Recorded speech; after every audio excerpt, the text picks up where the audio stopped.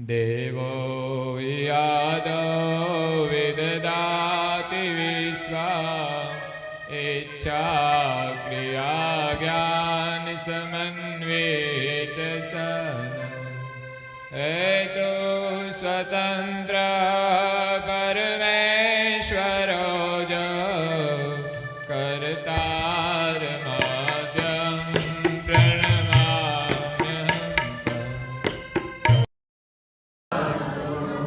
श्रीमद् करुणासागर महाराज की कैवल धाम की जय। श्री अविचलदास जी महाराज की जय।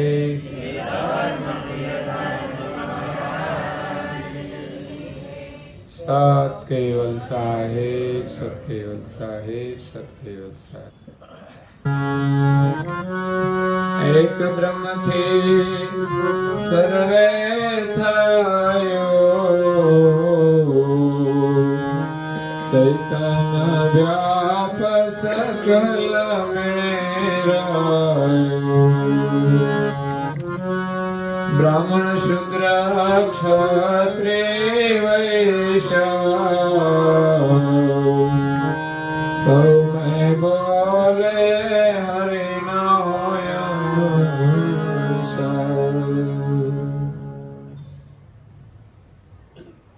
प्रेम भक्तजनों, ज्ञान संप्रदायના દેવ સ્થાપક અનંત બ્રહ્માંડાધીશ વિશ્વ નિયંતા સકર્તા સત કૈવલના પરમ વિશેષ અંશ અનંત અંશોના તારણહાર પરમ મોક્ષના દાતા कैवल धर्म धुरंधर महान समर्थ परम श्रेष्ठ परम विभूतिवान परम दयाळु परम कृपा निधि सर्वज्ञ दिव्य परम गुरु श्रीमद करुणासागर महाराज जगतना जिज्ञासु ने मुमुक्षु अंशोने यथार्थ ज्ञानનો उपदेश આપતા સ્વરચિત અગાધ બોધ ગ્રંથના 23મા અંગને વિશે જ્ઞાનનો સાર સમજાવતા કહે છે કે એક બ્રહ્મથી સર્વે થયો ચૈતન્ય વ્યાપ સકલ में રહ્યો। આ જગતની રચના એક બ્રહ્મથી થઈ છે એવું પરમ ગુરુ કહે છે। આગળ પણ ઘણા મહાપુરુષો થઈ ગયા, એ પણ માને છે કે પરમેશ્વર એક છે અને એ જ બ્રહ્મ છે। જે બ્રહ્મ આ સમસ્ત બ્રહ્માંડની અંદર સચરાચર સ્થાવર અને જંગમની અંદર વ્યાપક રહેલું છે। એ બ્રહ્મમાંથી સૃષ્ટિનું સર્જન થયું છે એટલે બ્રહ્મ એ પરમેશ્વર છે અને સર્વત્ર છે।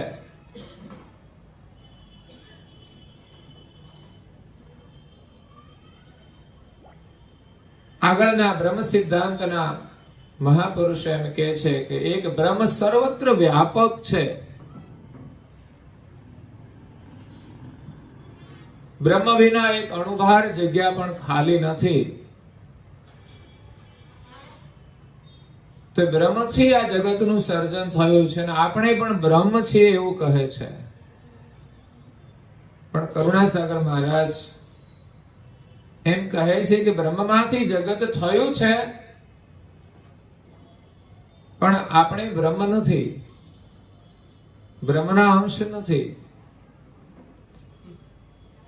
બ્રહ્મ એ આપણું જીવન છે।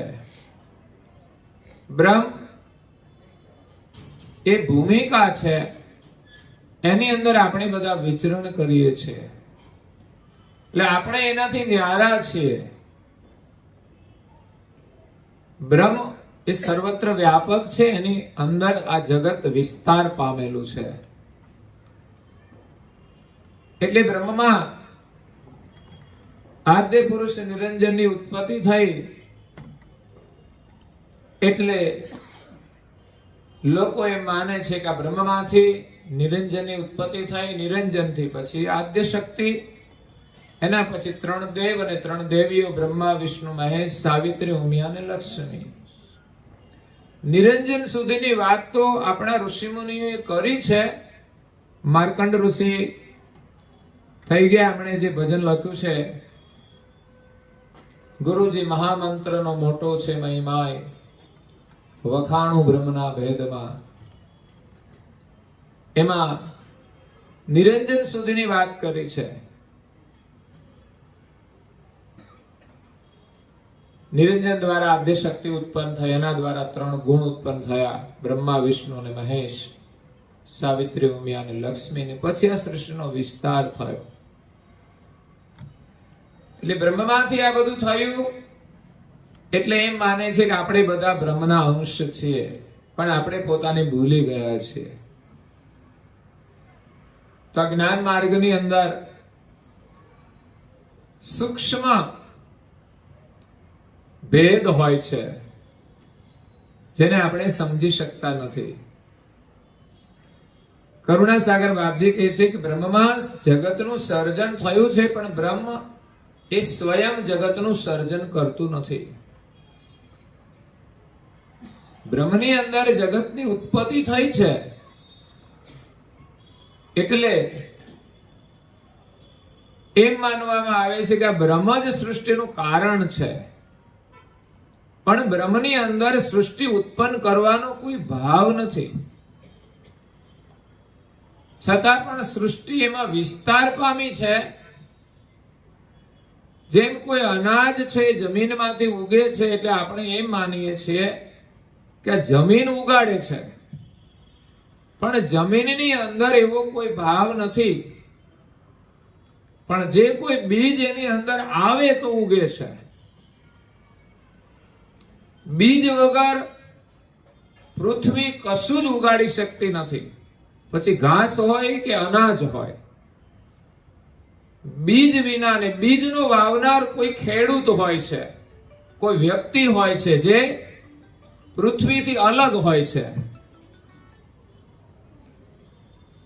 એટલે ખેડૂત ખેતી કરે છે જમીનમાં, અને એની અંદર બીજ વાવે છે, ને એમાંથી બીજ ઉગે છે. એ જ ન્યાય આ બ્રહ્મ છે, એ સર્જનહારનો પ્રકાશ છે, જે આ જગતના સર્જનહાર છે, જેનો સંદેશ લઈને કરુણાસાગર મહારાજ આવ્યા છે. એનો સિદ્ધાંત છે કે વિશ્વના સર્જનહાર એક છે. એ પરમ ગુરુના જ્ઞાન અનુસાર આપણે સમજીશું તો એક સર્જનહાર છે એવો નિશ્ચય થશે, અને એની અંદર બીજો કોઈ મત આવી જ નહીં શકે.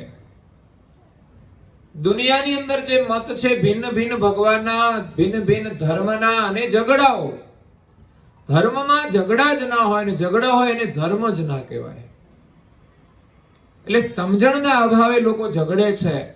જે મહાપુરુષોએ સત્યને પામી ગયા ને સત્યને સમજી ગયા ને, એમણે જગતમાં ધર્મમાં ક્યારેય ઝઘડો નથી કર્યો. એને તો એમ જ કે બસ સત્ય જે વસ્તુ મળી છે ને પામી લેવાની, અને જગતને એમણે આપી છે. પછી જેની ક્ષમતા હોય, અધિકાર હોય, એ ગ્રહણ કરે છે. એમણે કઈ ઝઘડો નથી કર્યો કે ભાઈ મારું જ સત્ય છે ને બીજાનું ખોટું છે. એટલે સત્યને આપણે ઓળખવાનું છે અને એને પામવાનું છે. એવું એક સત્ય લઈને પરમ ગુરુ કરુણાસાગર આ વિશ્વમાં પ્રગટ થયા છે કે આ ધર્મ માર્ગની અંદર જે ઝઘડાઓ છે એનું સમાધાન કેવી રીતે થાય, ક્યારે થાય?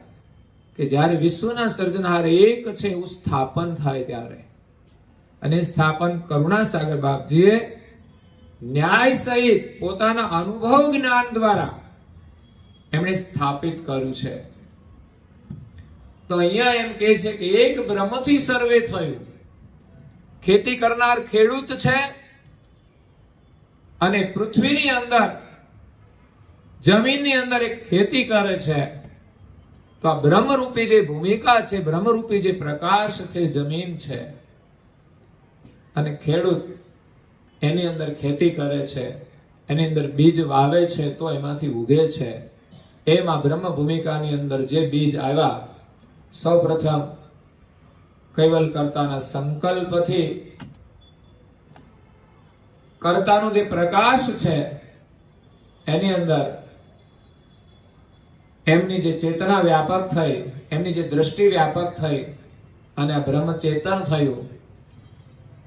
અને એમાં એમણે પ્રકાશ બ્રહ્મવૃત્તિ સૌપ્રથમ ઉત્પન્ન કરી.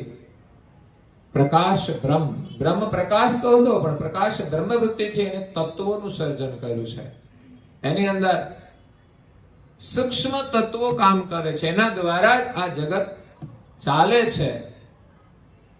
એમ જ જગત ઉત્પન્ન થતું નથી. લોકોની માન્યતા કેવી હોય છે કે એક માન્યતા પુરાણોની છે, એક માન્યતા વિજ્ઞાનની છે, અને એક માન્યતા જ્ઞાનની છે. પરમ ગુરુ કરુણાસાગર મહારાજે જ્ઞાન દ્વારા વિશ્વના સર્જનહાર કોણ છે એનું એમણે સ્થાપન કર્યું છે. પુરાણોની માન્યતા એ સગુણ માન્યતા છે, એટલે એની અંદર અનેક ઈશ્વરવાદ હોય છે, એમાં મતભેદ પણ હોય છે. બધા દેવો છે એને કર્તા તરીકે સ્થાપિત કર્યા છે. તો દેવો જુદી જુદી વિભૂતિ વાળા છે, આ જગતમાં આવ્યા છે અને છે. તો મૂળ કર્તાને લોકો જાણતા નથી, એટલે દેવોનું કર્તા તરીકે સ્થાપન કરે છે, અને દેવોનું જુદું જુદું સામર્થ્ય છે. એટલે જે જેનું ભજન કરે એને દેવ સહાય પણ કરે છે. એટલે નથી એવું તો કઈ નથી, પણ બધા જ ભગવાન નથી. એક સર્જનહાર બધાથી ન્યારા છે, જે આ જગતમાં ક્યારે આવતા જ નથી. અને એટલા માટે કરુણાસાગર મહારાજ શ્રી એમનું જ્ઞાન, એમનું લક્ષ્ય લઈને આવ્યા છે કે જગતમાં આવે છે એ કોણ છે, અને જગતનું જે સર્જન કરે છે એ કર્તા કોણ છે, એ બંનેનો એમણે ભેદ સમજાવ્યો છે. જગતની ઉત્પત્તિ કેવી રીતે થઈ એ પણ એ મહત્વ સમજાવે છે. આમ તો વિષય ઘણો આધ્યાત્મિક છે. જગતની ઉત્પત્તિ કેવી રીતે થઈ એ બધાના માટે સમજવું ઘણું મુશ્કેલ હોય છે. છતાં પણ જ્યારે આપણે જ્ઞાન સાંભળીએ ત્યારે આજે ભિન્ન ભિન્ન માન્યતાઓ છે, એની અંદર જે મતભેદો છે, મનની અંદર સંશય પણ રહેશે. કારણ કે એક મત હોય ને તો સંશય ના રહે, પણ અનેક સ્થાપનાઓ હોય તો ક્યારેક તો એમ થાય કે કયું સત્ય છે. તો એ જ્ઞાનથી આપણને સત્ય સમજાય છે, અને જ્ઞાન આપણને ગુરુ દ્વારા જ મળે છે. તો આ જગતની અંદર કશું નહોતું ત્યારે માત્ર શૂન્ય જ હતું. કર્તા, માલિક, સર્જનહાર જે છે, જેને સર્જન કર્યું છે, એ જ એક મહાશૂન્યની મધ્યમાં. આમ તો જે કે શૂન્યનો કોઈ છેડો નથી, એટલે એવું નથી કે આ છેડાથી મધ્યમાં છે, પણ વાર પાર વગરનું શૂન્ય છે, એટલે એને મધ્ય જ કહેવાય. એ જ્યાં રહે ત્યાં મધ્ય જ છે. તો શૂન્યની મધ્યમાં એક અદ્વૈત, એટલે એકલા જ છે. અદ્વૈતનો મતલબ એક, અને અદ્વૈતનો મતલબ જે બીજાનાથી કોઈની ઉત્પન્ન નથી થયા. દ્વૈત થવું એટલે એકમાંથી બીજું બનવું, એને દ્વૈત કહેવાય. માલિક છે એક અદ્વૈત છે, એક છે અને કોઈનાથી ઉત્પન્ન નથી થયા, અને અખંડ છે, અમર છે. એ ક્યારે નાશ પામતા નથી, અવિનાશી છે, અચલ છે. અચલ મતલબ એ પોતાના સ્થાને અચલ રહે છે, ત્યાંથી ક્યારેય વિચલિત થતા નથી. એને જગત બનાવ્યું છે, પણ એનું સ્થાન છોડીને એને ક્યાંય જવું નથી પડતું. આવે છે એ બધા એમના જ બનાવેલા વિભૂતિ વાળા દેવો આવે છે, ઈશ્વર જેને કહેવાય, ઐશ્વર્યવાન દેવો આવે છે. પણ માલિક ક્યારેય પોતાનું સ્થાન છોડીને ક્યાંય પણ જતા નથી, અને એને જરૂર પડતી પણ નથી.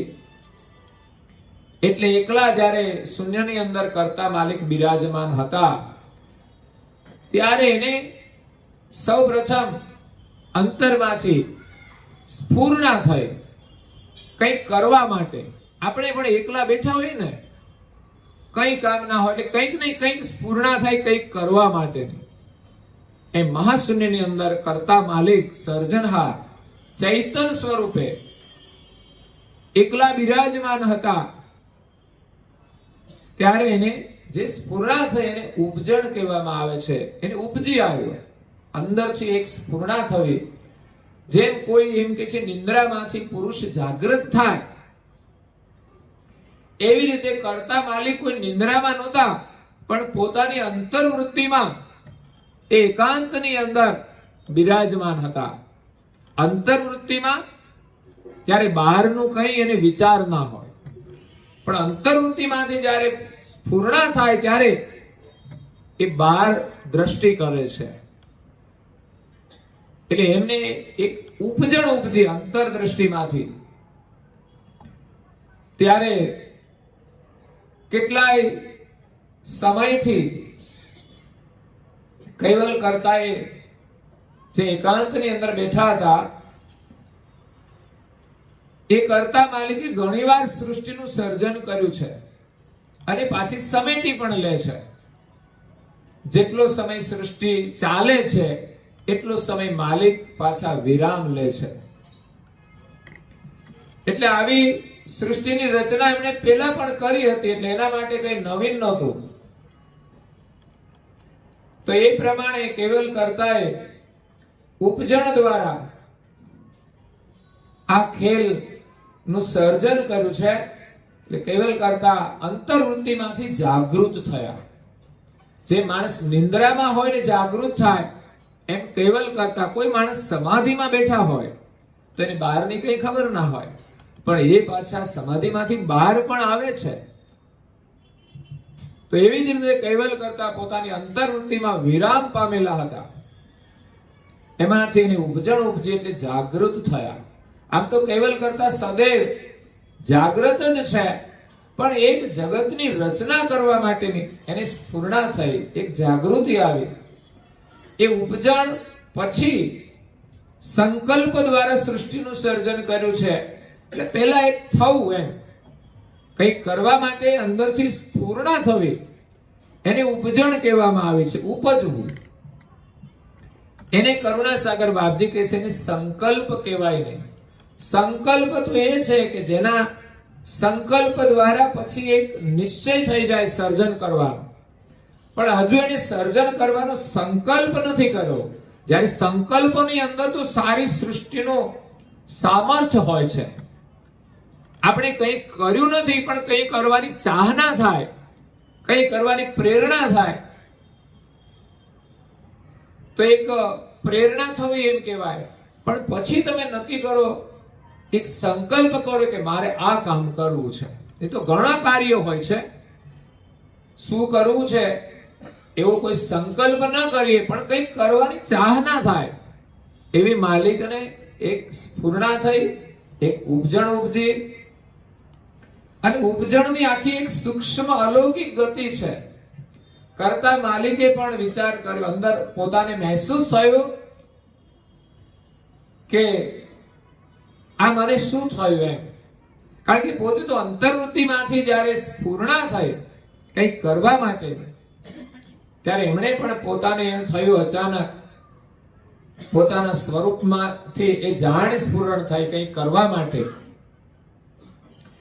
એ જ સ્ફુરણાને એ સ્વયં જોવે છે. આપણને જે કંઈ થાય ને એ આપણને ખ્યાલ હોય છે કે નહીં? આપણે ઊંઘમાંથી ઉઠ્યા પછી કંઈ થાય કે એમ જ બેઠા હોઈએ ને કંઈ વિચાર આવી જાય તો એ વિચારને પણ આપણે જોનારા છીએ. એમ કરતાને ઉપજણ ઉપજી તે પોતાના સ્વરૂપમાંથી ઉપજી છે, અને એમણે પોતે એ જ ઉપજણને પોતાની સજાણ દ્રષ્ટિથી જોઈ છે. કૈવલ કરતાની જે દ્રષ્ટિ છે સજાણ છે, એનાથી કશું અજાણ નથી. અને એ સજાણ દ્રષ્ટિએ જે ઉપજણને જોઈ, એ જોનારી જે દ્રષ્ટિ છે એને પરમ ગુરુ કહે છે કરતા માલિકની બાજ દ્રષ્ટિ એટલે બાહ્ય દ્રષ્ટિ છે. આપણે દરેકને બે દ્રષ્ટિ કરતા માલિકે આપી છે. બાહ્ય દ્રષ્ટિ પણ છે અને બીજી અંતર દ્રષ્ટિ છે. બાહ્ય દ્રષ્ટિ માત્ર બહારનું જ અવલોકન કરે છે, જ્યારે અંતર દ્રષ્ટિ એ અદ્રશ્ય વસ્તુનું પણ અવલોકન કરી શકે છે. અહીંયા હાજર ન હોય તો પણ અંતર દ્રષ્ટિથી એનું અવલોકન થઈ શકે છે. એટલે કૈવલ કરતાએ જે ઉપજણને જોઈ એને બાહ્ય દ્રષ્ટિ કહે છે, અને બાહ્ય દ્રષ્ટિને જોનાર પાછી અંતર દ્રષ્ટિ પણ હોય છે. બાહ્ય દ્રષ્ટિ એકલી નથી હોતી. બાહ્ય દ્રષ્ટિ આખર તો અંતર દ્રષ્ટિમાંથી જ એ સ્ફુરણ થતી હોય છે. એટલે એ પ્રમાણે કૈવલ કરતાની બાહ્ય દ્રષ્ટિ અને અંતર દ્રષ્ટિ છે. આ સૃષ્ટિની રચના કૈવલ કરતાએ જે કરી છે, એ કૈવલ કરતા કેવા છે અને કેવી રીતે કરી છે એની આધ્યાત્મિક સમજણ પરમ ગુરુએ આપી છે. અહીંયા કોઈ દેહધારી સર્જનહાર નથી કે એમણે લૌકિક રીતે આ જગતનું સર્જન કર્યું છે, પણ અકળ ગતિ એમની પાસે છે. એ અકળ ગતિ દ્વારા આ જગતનું સર્જન થયું છે. એટલે અંતર દ્રષ્ટિ અને બાહ્ય દ્રષ્ટિ એ કૈવલ કરતાની જે સજાણ દ્રષ્ટિ છે, બંને એ દ્રષ્ટિને વિશે બે પ્રકારના હેતુ છે, એક અંતર હેતુ ને એક બાહ્ય હેતુ. કારણ કે દ્રષ્ટિ એ જોનારી છે, પછી એની અંદર કઈ હેતુ સમાયેલો હોય છે કઈ કરવા માટે. તો આપણે આ બધું જ કામ કરીએ છીએ. કોઈ પણ ક્રિયા કરવી હોય ત્યારે આપણે જાગૃત પણ થઈએ છીએ, આપણી બેઉ દ્રષ્ટિ પણ કામ કરતી હોય છે, એના વિશે હેતુ પણ હોય છે. પણ આપણા હેતુ લૌકિક તત્વોમાંથી ઉત્પન્ન થાય છે, જ્યારે કરતા કૈવલ સર્જનહાર છે એમની જે હેતુ છે એ તત્વો અલૌકિક છે,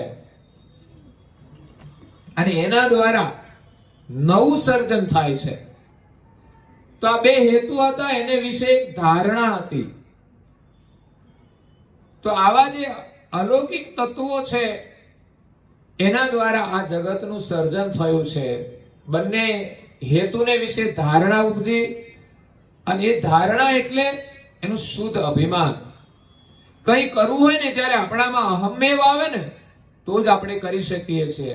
જ્યાં સુધી આપણામાં અહમ્મેવ ના હોય ત્યાં સુધી આપણે કોઈ કામ કરી શકતા નથી. એટલે ધારણા એ જ શુદ્ધ અભિમાન હતું.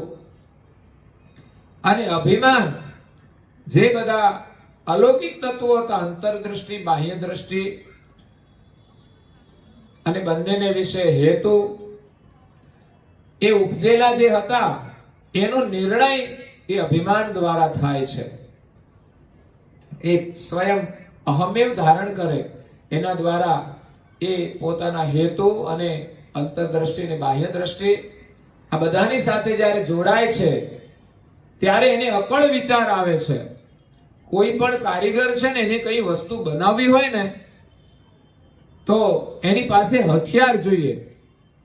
તો આ કૈવલ કરતાના હથિયાર છે બધું કરવા માટે. તો એનામાં એક અકળ વિચાર આવ્યો. આટલી જે સામગ્રી છે, અંતરદ્રષ્ટિ બાહ્ય દ્રષ્ટિ, અંતર હેતુ બાહ્ય હેતુ, ધારણા અભિમાન, એ અંતરમાંથી જે સ્ફુરણા થઈ એમાંથી આ ઉત્પન્ન થયા.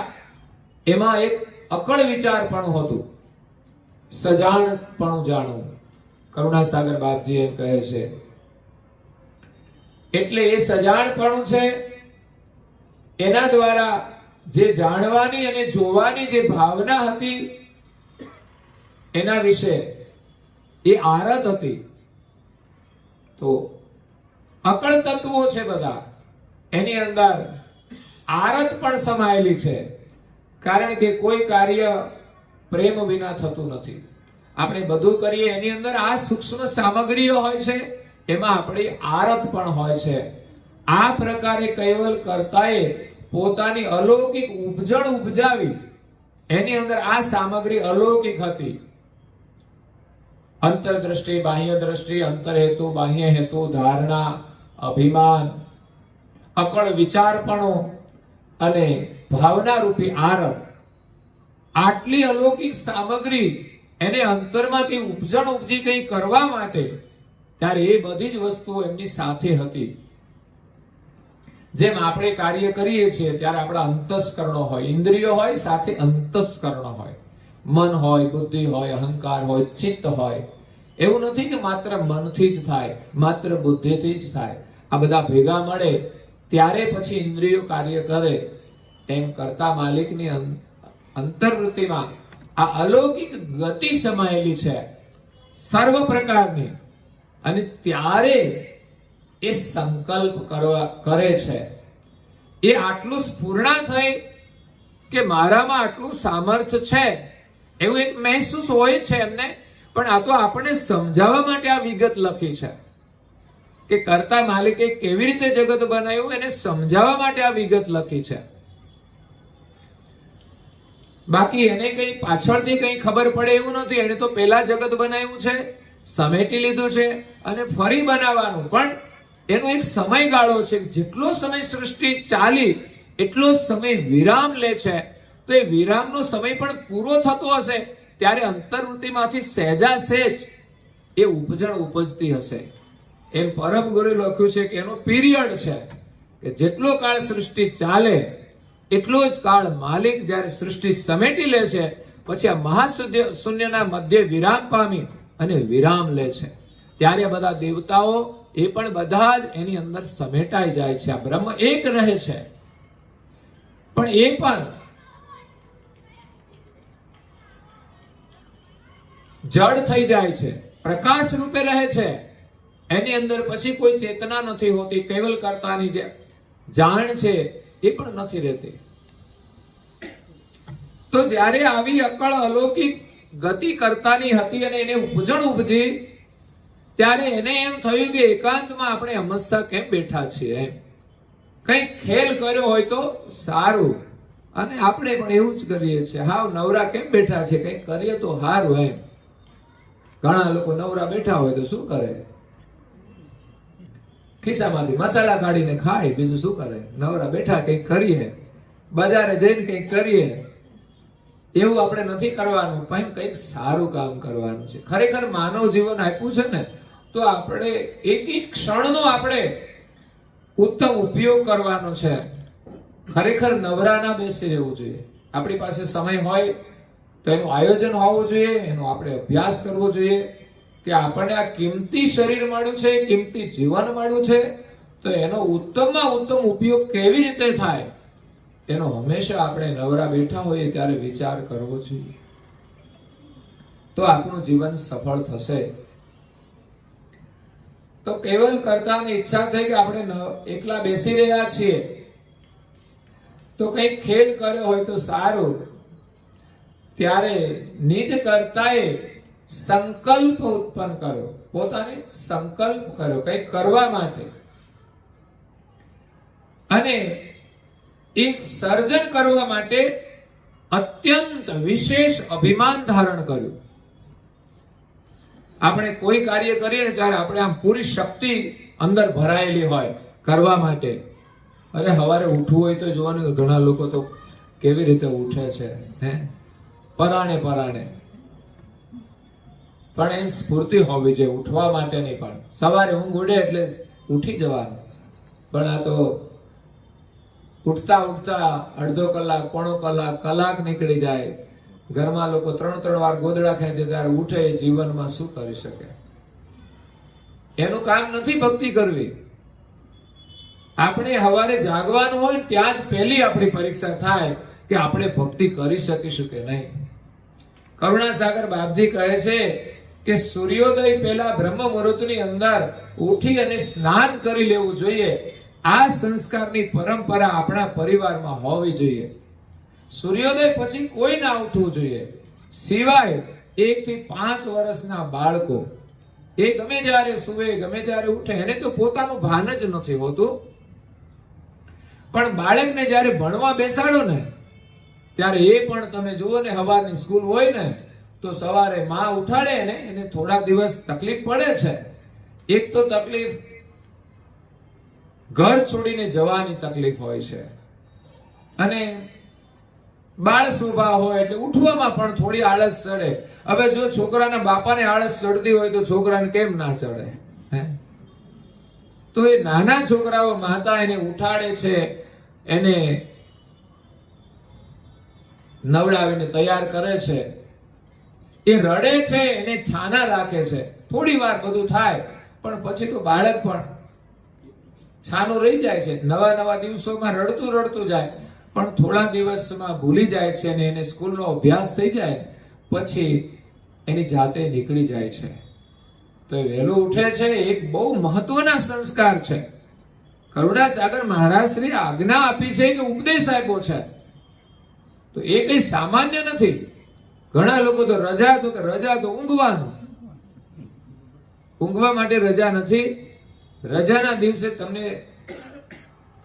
વિશેષ સમય મળે.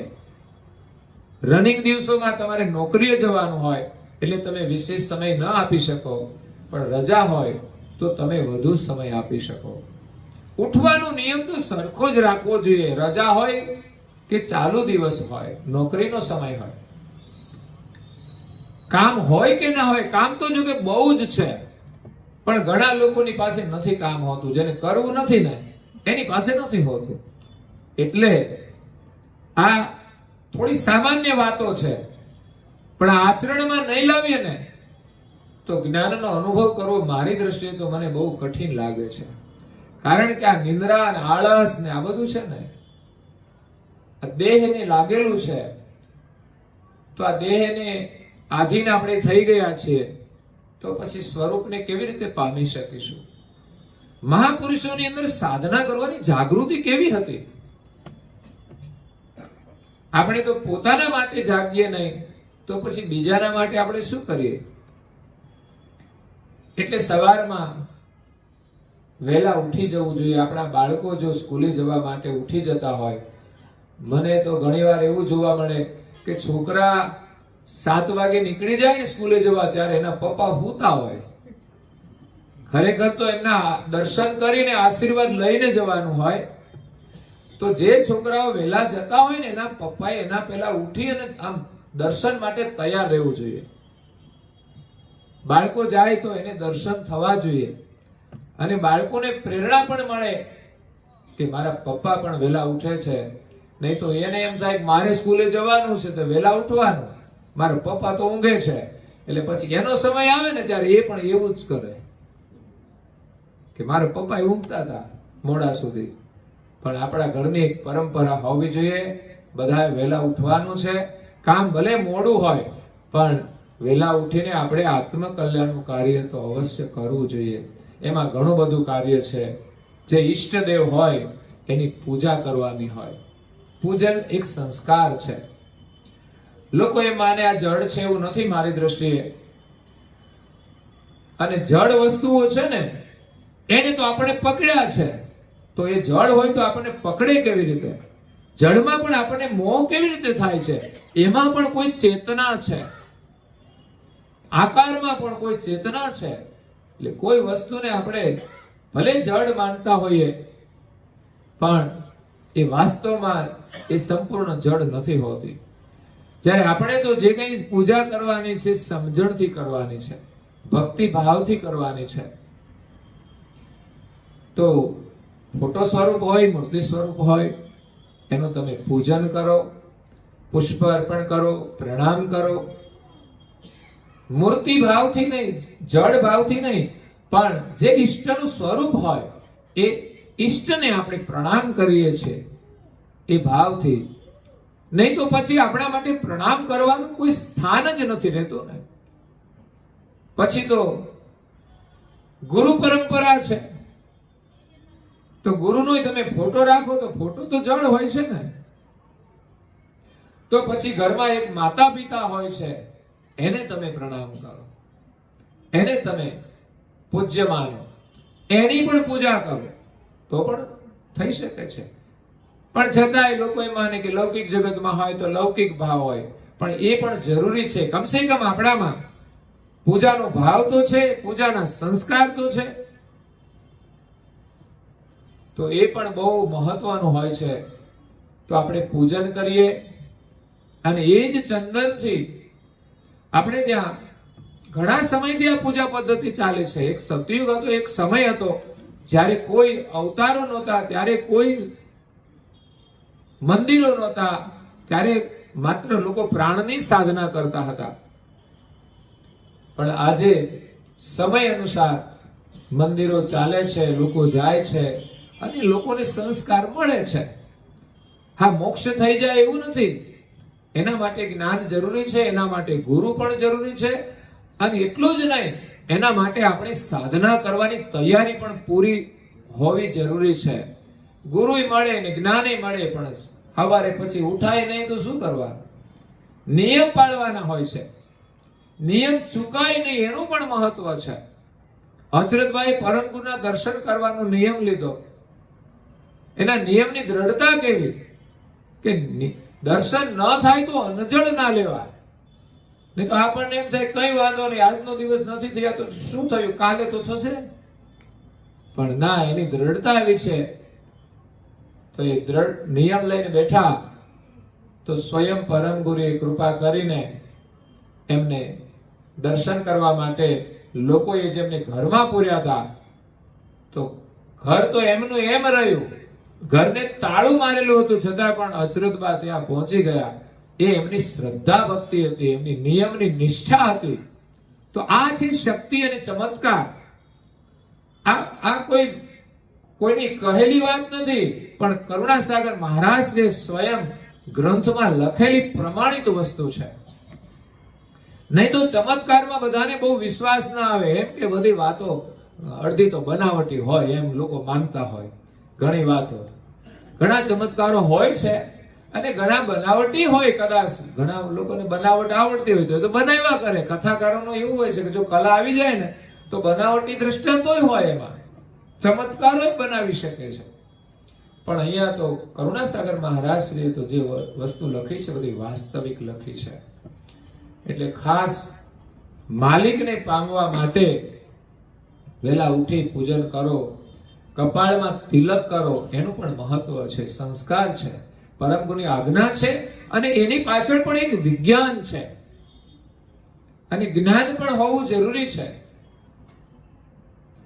પછી પ્રભુના શરણમાં પ્રાર્થના, અંતરની પ્રાર્થના. આ જગતના બંધનમાંથી છૂટવા માટે આપણા અંતરમાં એક પ્રાર્થના નીકળવી જોઈએ.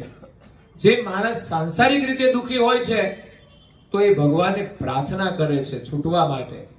એમ આ જન્મ મરણના ચક્રમાંથી છૂટવા માટે પણ એવું નહીં ભોગ વૈભવના સાધનો હોય તો આ જન્મ પૂરતા છે ને, પણ એક દિવસ આ શરીર છોડવું પડશે, મૃત્યુ થશે, પછી શું થશે?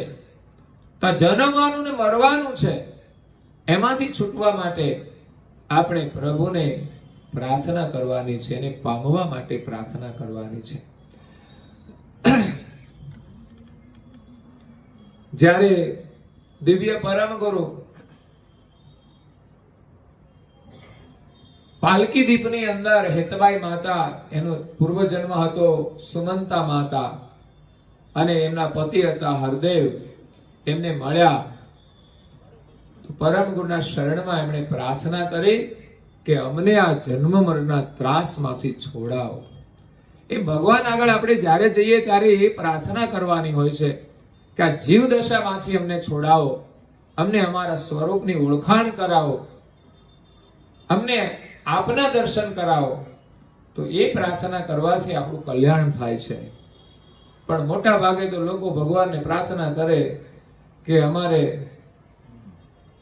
આ સમસ્યા છે, આ વસ્તુ જોઈએ છે, પેલું જોઈએ છે, એવી આપણી માગણીઓ હોય છે કે જે હોય તો પણ ચાલે, ન હોય તો પણ ચાલે.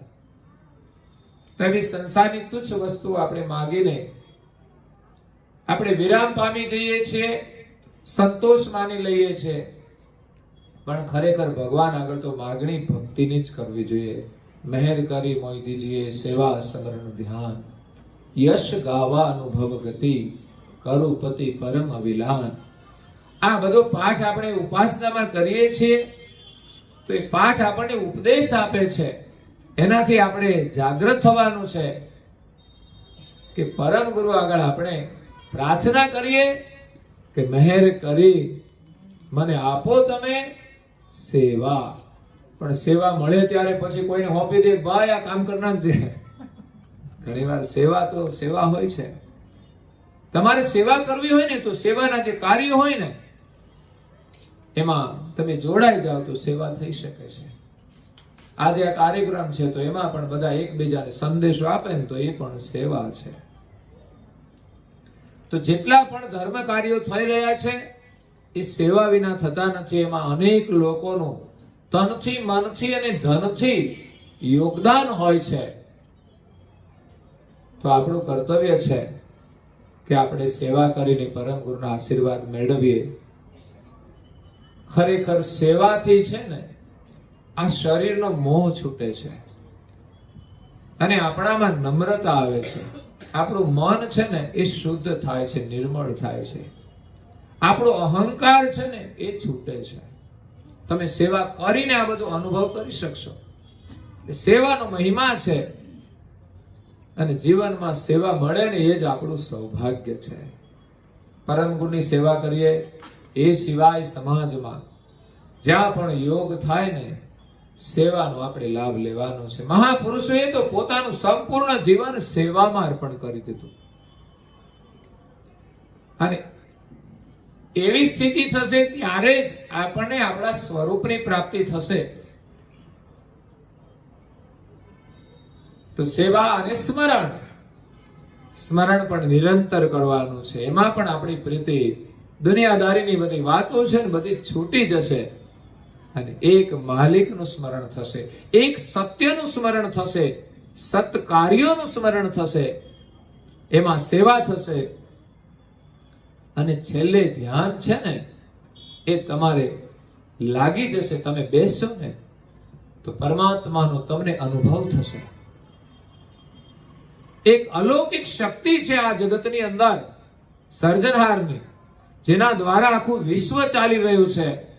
આપણે પણ જીવી રહ્યા છીએ અને જે કંઈ કાર્યો થઈ રહ્યા હોય ને એ કાર્યની અંદર જ આપણને એક મહેસૂસ થાય પરમાત્માની શક્તિનો.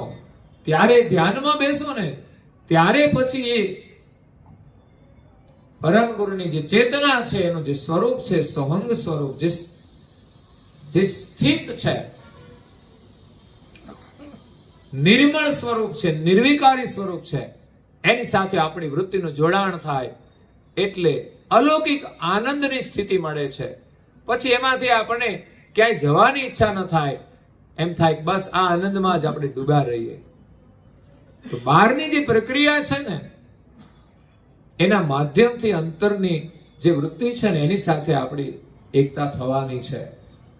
એટલે કૈવલ કર્તાએ સંકલ્પ કર્યો અને પોતે એક શુદ્ધ અભિમાન ધારણ કર્યું કે હું એક અદ્વૈત છું અને હું જે ધારીશ તે થશે.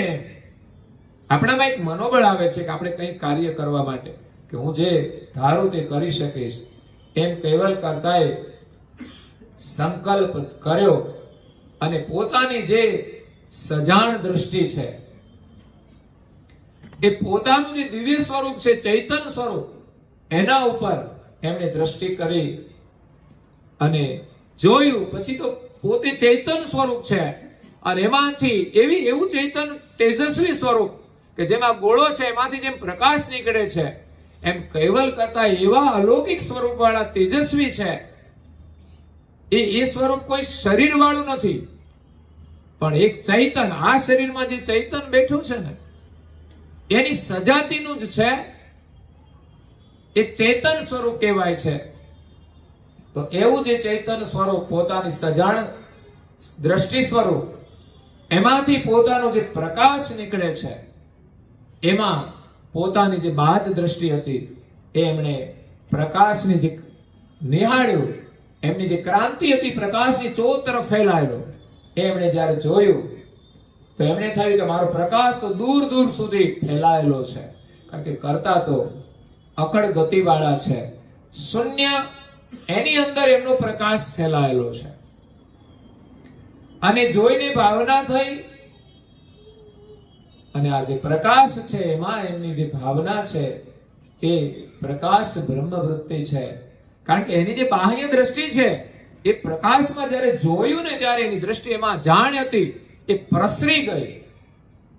આપણે જો આંખો બંધ રાખીને તો આપણને કશું દેખાય નહીં આ સામે શું છે, પણ જ્યારે આંખો ખુલે ને ત્યારે આ બધું જે દ્રષ્ટિ છે ને એ આ પ્રકાશની અંદર વ્યાપક થઈ જાય છે, તો આપણે બધું જ નિહાળીએ છીએ. એમ કૈવલ કરતા પોતાની જે જાણ છે, જો જાણનારા એ પોતાની બાહ્ય દ્રષ્ટિથી એને પ્રકાશને નિહાળ્યો, એમાં પોતાની જાણ જે વ્યાપક થઈ ગઈ. સમશક્તિ રૂપે એ એમની પ્રકાશ બ્રહ્મવૃત્તિ હતી, અને આ પ્રકાશ બ્રહ્મવૃત્તિની અંદર કૈવલ કરતાએ અકળ ગતિ વાળું આ જગત બનાવ્યું છે. એમાં સૌપ્રથમ બ્રહ્મ પ્રકાશમાં બીજક રૂપે ઈચ્છા વૃત્તિથી નિરંજનની ઉત્પત્તિ થઈ. તો દુનિયામાં પાછળના લોકો એમ માને છે કે આ બ્રહ્મમાંથી નિરંજન આપોઆપ ઉત્પન્ન થયા છે, પણ એ બ્રહ્મના જે પ્રકાશક છે માલિક, એને કોઈ જાણતું નથી કે એના સંકલ્પથી આ નિરંજનની ઉત્પત્તિ થઈ છે. તેથી નિરંજન હતા નિરાકાર, એમાંથી શક્તિ દર્શાણી. તો એ માર્કંડ ઋષિએ કહ્યું, પણ એ મહાપુરુષોને જ્યાં સુધી ગતિ મળી ને ત્યાં સુધીની વાત કરી છે, પણ એનાથી પણ આગળની જે અકળ ગતિ છે એ જાણી શક્યા નહીં. ત્યારે આ જગતની અંદર સર્જનહારના સાનિધ્યમાંથી કરુણાસાગર એમના સાનિધ્યમાં રહે છે. એ એમના પરમ અંશ છે, દેવો છે, વિશેષ અંશ છે, અને આપણે બધા સામાન્ય છે. આ ત્રણેયમાં ફરક શું છે? આપણે તો સામાન્ય છીએ એટલે આપણામાં કોઈ સામર્થ્ય નથી, અલ્પજ્ઞ છીએ એટલે આ જગતમાં આવ્યા ને એટલે આપણે પોતાને ભૂલી ગયા, એટલે આપણામાં વિશેષ કોઈ આ જગતનું સામર્થ્ય નથી, એટલે જીવ દશામાં વર્તમાન કરીએ છીએ.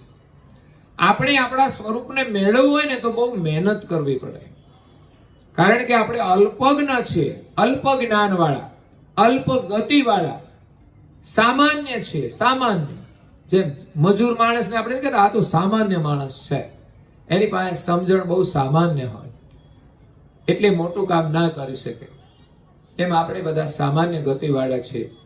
વિશેષ ગતિવાળા દેવતાઓ છે, બ્રહ્મા વિષ્ણુ મહેશથી લઈ બીજા અન્ય દેવતાઓ પણ છે કે જે બ્રહ્માંડનું કાર્ય કરી રહ્યા છે. એને માલિકે વિશેષ અંશ બનાવ્યા કે વિશેષ ગતિ પ્રદાન કરી કે જે સમસ્ત બ્રહ્માંડનું અલગ અલગ વિભાગનું સંચાલન કરી શકે, જે આપણાથી કશું ના થઈ શકે. તો એ બધા દેવોને કરતા માલિકે વિશેષ ગતિ પ્રદાન કરી છે. અને ત્રીજા છે પરમ વિશેષ અંશ. એક છે નિરંજન પુરુષ, જેના દ્વારા સૃષ્ટિનો વિસ્તાર થયો, અને એક છે પરમ વિશેષ અંશ પરમ ગુરુ કરુણાસાગર, જે માલિકના સાનિધ્યમાં રહ્યા છે. કે જગતના જીવો માલિકને ભૂલી જાય, કારણ કે જગત બનાવ્યું છે જેવું અકળ ગતિ વાળું, દેવોની ગતિ વાળું, કે સામાન્ય જીવ તો ભૂલી જાય તો એને એમ થાય કે કોઈ મહાત્મા આવીને ચમત્કાર આપે ને તો આપણે એમ કહીએ કે આ જ ભગવાન છે, આટલી આપણી સમજણ છે. પણ જ્ઞાન દ્રષ્ટિએ જોઈએ તો આ સંસારમાં અનેક વિભૂતિઓ છે, અનેક સાધનાઓ છે, અને આવું તો ઘણા લોકો ઘણું કરી શકે છે, પણ એનાથી આ ભગવાનનો નિર્ણય નથી થતો. અવતારો થયા છે, એમણે પણ એનું કાર્ય કર્યું છે, પણ એ જગતનું સર્જન નથી કરી શકતા. એની પાસે વિશેષ ગતિ છે, વિશેષ જાણ છે, એટલે વિશેષ કાર્ય કરી શકે છે. એટલે આપણા આગળ તો એમ લાગે કે આ જ ભગવાન છે, પણ એ દેવોનું કાર્ય જુદું જુદું છે, અલગ અલગ. પણ એ દેવોને અને આપણે બધાને ઉત્પન્ન કરનાર એક માલિક તો એ જગતમાં આવતા જ નથી. એને પામવા માટે તો એની જે ગતિ છે એ લઈને પરમ ગુરુ કરુણાસાગર આવ્યા છે. એમનું જ્ઞાન હોય, એમનો સિદ્ધાંત હોય, એની સમજણ હોય, અને એ પ્રમાણે જો એનું ભજન કરે તો એ માલિકને પામી શકે. કારણ કે એના જ્ઞાન અનુસાર જ આપણે આપણા સ્વરૂપને ઓળખી શકીશું કે આપણે કૈવલના અંશ છીએ, એવો લક્ષ્ય પરમ ગુરુ આપે છે. જ્યારે આ અન્ય પરંપરાઓ છે એમાં બ્રહ્મ સિદ્ધાંત કહેવાય છે કે આપણે બધા બ્રહ્મ છીએ, એટલે બ્રહ્મ સુધી પહોંચી શકે, કદાચ એ નિર્મળ પણ થઈ શકે છે. એનામાં ઘણું બધું સામર્થ્ય આવે. મહાપુરુષો થયા કેટલા બધા મહાન હતા. તમે જુઓ તો અનેક અવતારો થયા, એનામાં ઘણું બધું સામર્થ્ય હતું. એટલે આપણે એને જ ભગવાન માનીએ. જેમ કે વિષ્ણુના અવતાર રૂપે બુદ્ધ અવતાર થયો છેલ્લો, તો એ બુદ્ધ પુરુષ હતા. એમણે સાધના કરી અને જગતને બોધ આપ્યો છે.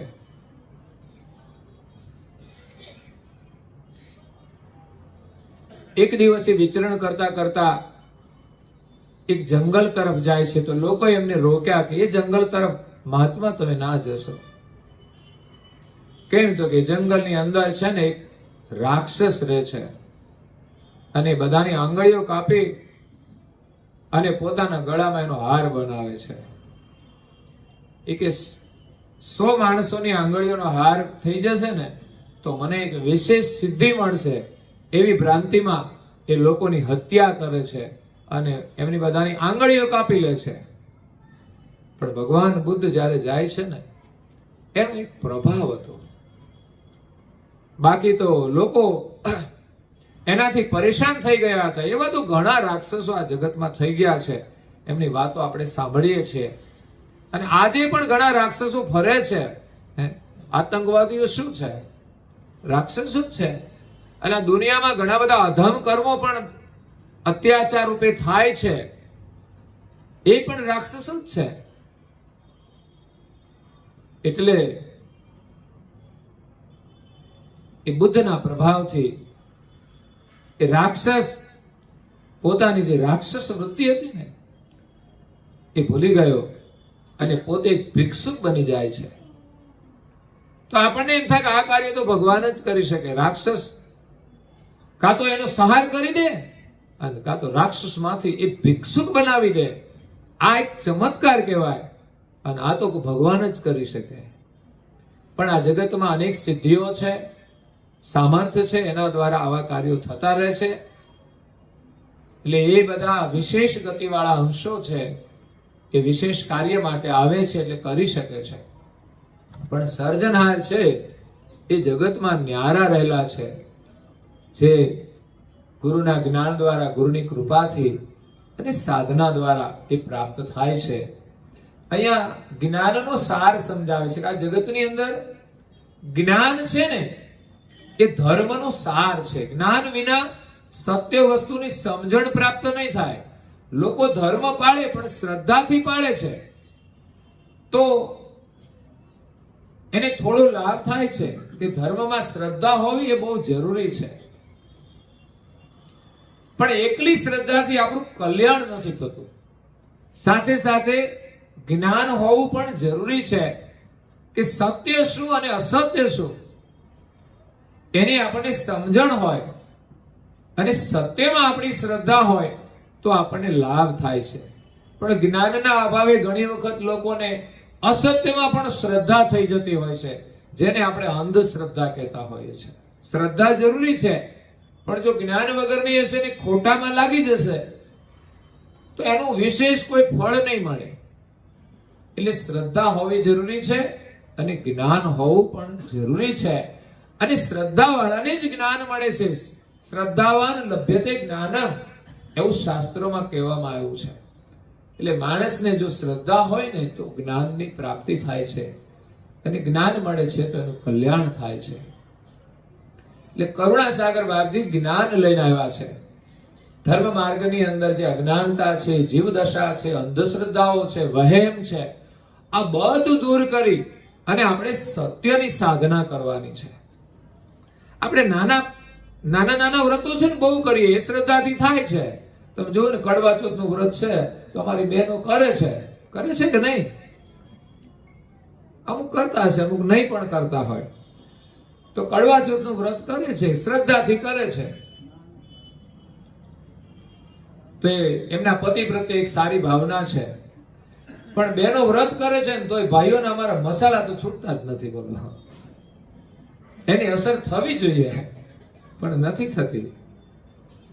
અને ખરેખર ભાઈઓ પણ વિચાર નથી કરતા કે અમારી બહેનો આટલું બધું તપ કરે છે, વ્રત કરે છે ને તમારા માટે ખાસ કરે, તો પણ તમે આ કચરો નથી છોડતા, તો એનું શું પરિણામ આવશે? અને આ એક આપણી વિવેક બુદ્ધિનો પરિચય આપે છે કે આપણામાં વિવેક બુદ્ધિ કેટલી છે. આપણને કોઈ બુદ્ધિ વગર ના કહે ને તો આપણને ખોટું લાગે, પણ આપણું કાર્ય જ આપણને ઓળખાણ આપે છે કે આપણામાં કેટલી વિવેક બુદ્ધિ છે. એક માણસની ભાષા એ બોલે ને એના ઉપરથી એની વિવેક બુદ્ધિનો તોલ થાય. બેફામ બોલતો હોય એટલે આપણે સમજવાનું કે આની બુદ્ધિ કેવી છે. અને એક ભોજન એમાં શું ખાય છે ને એના ઉપરથી માણસની વિવેક બુદ્ધિનો ખ્યાલ આવે. એટલે મહાપુરુષોએ વાત લખી છે કે માણસની ઓળખ બે પ્રકારે થાય છે. સંબંધો કરવા હોય ને તો બે વસ્તુ જોવાની, એની વાણી ભાષા, એટલે થોડા સમય માટે બોલે એવું નહીં, પણ એનો અભ્યાસ તમે કરો તો ખ્યાલ આવે કે એની ભાષા કેવી છે. આમ તો થોડા સમયમાં જાણવા વાળાને તો ખબર પડી જાય. અને એનું ભોજન કેવું છે. એટલે વ્યસન કરતા હોય ને એ આવી ગયા એને ભલે એને સ્વીકારી લેજો, પણ નવા છે ને એને તો રજા જ આપજો. લોકો પૂછે તમને હું ભાવે છે, હું ખાવ છો ને આ તે બધું, તો એ બધું તો ઠીક છે, તમે બધું શું ભાવે છે, પણ વ્યસન છે કે નહીં એ જોવાનું. વ્યસન હોય ને એટલે ચોકડી મારવાની, 2-3 ચોકડી લાગે ને એટલે વ્યસન વાળાને ખબર પડે કે આમાં જ આપણે નાપાસ થઈએ છીએ. એટલે ધીમે ધીમે નવા લોકોને પણ ખબર પડે કે આપણે જો સંબંધ કરવો હશે ને તો આ તો છોડવું પડશે. અને હવે તો ડેન્જર વ્યસનો આવ્યા છે, ઘરમાં બીક લાગે એવા, પરિવારનું પતન થઈ જાય એવા, એનાથી તો સાવધાન રહેજો. જો ભક્તિના સંસ્કાર નહીં હોય ને તો આ કેટલાય પરિવારોનું પતન થઈ જશે. તો અહીંયા પરમ ગુરુ જ્ઞાનનો સાર સમજાવે છે કે એક બ્રહ્મથી સર્વે થયું. એક બ્રહ્મથી થયું એટલે બ્રહ્મને લોકો પરમેશ્વર માને છે. ને ચૈતન વ્યાપ સકલને રહ્યું, એની ચેતના બધામાં રહેલી છે. એટલે એમ લાગે કે આ બ્રહ્મથી જ બધું ચાલે છે, એ પણ દેખાય. એક બ્રહ્મમાં થયું છે અને એનાથી ચાલે છે એવું પણ દેખાય છે, પણ ઓલા ન્યારા જે રહેલા છે ને એ કોઈને દેખાતા નથી. પ્રશ્ન એ છે તો એક બ્રહ્મથી થયું છે ને આ બધું, એક બ્રહ્મથી થયું છે. બ્રાહ્મણ, શૂદ્ર, ક્ષત્રિય અને વૈશ્ય, આ 4 વર્ણ પડ્યા, પછી 18 વર્ણ થયા. હવે તો એનાય અનેક વર્ણ થઈ ગયા, કારણ કે જુદા જુદા વર્ણના બે ભેગા થાય ને એમાંથી પાછું નવું વર્ણ થાય. આમ જોવા જઈએ તો આપણે ત્યાં વર્ણ વ્યવસ્થા છે, એક સંસ્કાર છે, એક કાર્ય પ્રમાણે હતું. બ્રાહ્મણ એનું એક કાર્ય હતું, એ પ્રમાણે એક વર્ણ વ્યવસ્થા હતી. ક્ષત્રિય એનું એક કાર્ય હતું. એ પછી 18 વર્ણ થયા, એ પણ જુદા જુદા કાર્યને લઈને થયા. તો એક સમાજ વ્યવસ્થાના રૂપમાં છે. બાકી આમ જોવા જાવ ને તો આમાં કઈ ખબર પડે નહીં કે આમાંથી કેટલા બ્રાહ્મણ છે ને કેટલા ક્ષત્રિય છે ને કેટલા વૈશ્ય છે, કોઈ શૂદ્ર છે, એમને કોઈ ઓળખી શકે? ભાઈ કોઈ સિક્કો મારેલો છે? ના, એના કર્મથી આ ભેદ પડે છે. માણસ ઉત્તમ કર્મ કરે ને તો એને બ્રાહ્મણ કહેવાય. માણસ ધર્મનું કાર્ય કરે, ધર્મની રક્ષા કરે તો એક ક્ષત્રિય કહેવાય. માણસ ઉત્તમ પ્રકારે વેપાર કરીને જીવનમાં સફળ થાય તો એને વૈશ્ય કહેવાય. પછી ખાવા દાવા કરે ને એ તો ઠીક છે, બધા એ તો ભ્રષ્ટાચારી કહેવાય. સાચા વેપારી વૈશ્ય વાણિયા હતા ને, બહુ બુદ્ધિશાળી હતા અને નીતિથી ધંધો કરવો ને એ જ સાચો વેપાર છે. ભલે જેટલું મળે તેટલું ભગવાનમાં ભરોસો રાખો, બાકી ખોટું કરીને જાજુ મળશે પણ સુખ જાજુ નહીં મળે. આ એક કુદરતનો નિયમ છે. બધા લોકો બહુ પ્રયાસ કરે છે પણ સમસ્યાઓ એની પાછળ પાછળ જ દોડતી હોય છે. હા, કારણ કે જે કર્યું છે તો પછી પાછળ જ થાય ને, એટલે ગમે ત્યારે આવીને ઊભી રહેશે. કાં તો જૂની પડી હોય, બેલેન્સમાં પડી હોય એ આવે, પણ આજે કરીએ છીએ એનો વિચાર કરીએ કે આજથી છોડીએ ને તો જે આગળનું વપરાઈ જશે ને પછી તો સારું સારું આવવાનું જ છે. અને સારું કાર્ય કરવાનો જે એક આનંદ હોય છે, એનું પણ એક સુખ હોય છે. જીવનમાં ભલે ને ઝૂંપડામાં રહેતા હોઈએ પણ સબરીની બાઈની જેમ સેવા કરે ને તો એમાં રાજમહેલથી પણ ઉત્તમ સુખનો અનુભવ થાય છે. મહેલમાં કેટલી ઉપાધિ હોય ત્યારે બધી વ્યવસ્થા સંભાળવી પડે. મોટું મકાન હોય ને આખું સાફ રાખવું પડે, પછી ગમે તેમ પડ્યું હોય થોડું ચાલે. એટલે વધારે વ્યવસ્થાથી સુખ મળે છે એવું નહીં. જરૂરિયાત પૂરતી વ્યવસ્થા હોય ને એ સુખ આપે. પછી જરૂરથી વધારે થાય ને બધું ઉપાધિ વાળું કામ છે, સંભાળવાનું કામ છે. એટલે માણસની ચાહના હોય છે એક મકાનમાંથી 2 થઈ જાય, 3 થઈ જાય, ભાડું વધે ને આવક વધે. પણ તું હારા કામમાં વાપરવાનું આયોજન કરે. આવક જેટલી વધારવી એટલી વધાર, તારે જોઈએ ને એટલું તું વાપર. એનાથી વધારાનું છે ને સારા કાર્યમાં કેમ વપરાય. રતન ટાટા હતા ને ગયા ને હમણાં, દુનિયાના ધનવાન વ્યક્તિ હતા, પણ તોય એના મેરેજ નહોતા થયા. બોલો, નહીતર આવા માણસને લગ્ન માટે તો લાઈન ના લાગી જાય. એના લગ્ન નહોતા થયા. જો કે એને કઈ સંપત્તિનો એવો કોઈ પ્રભાવ નહોતો કે એનાથી કોઈ લગ્ન કરી લે, પણ એનો યોગ ના થયો. એને પ્રયાસો કર્યા. એને આટલી બધી મિલકત હતી તો શું કરવાની, કોઈ પાછળ તો પ્રજા નથી. પણ એને ઘણી સારા કાર્યમાં વાપરીને એની આજે દુનિયામાં સરાહના થાય છે.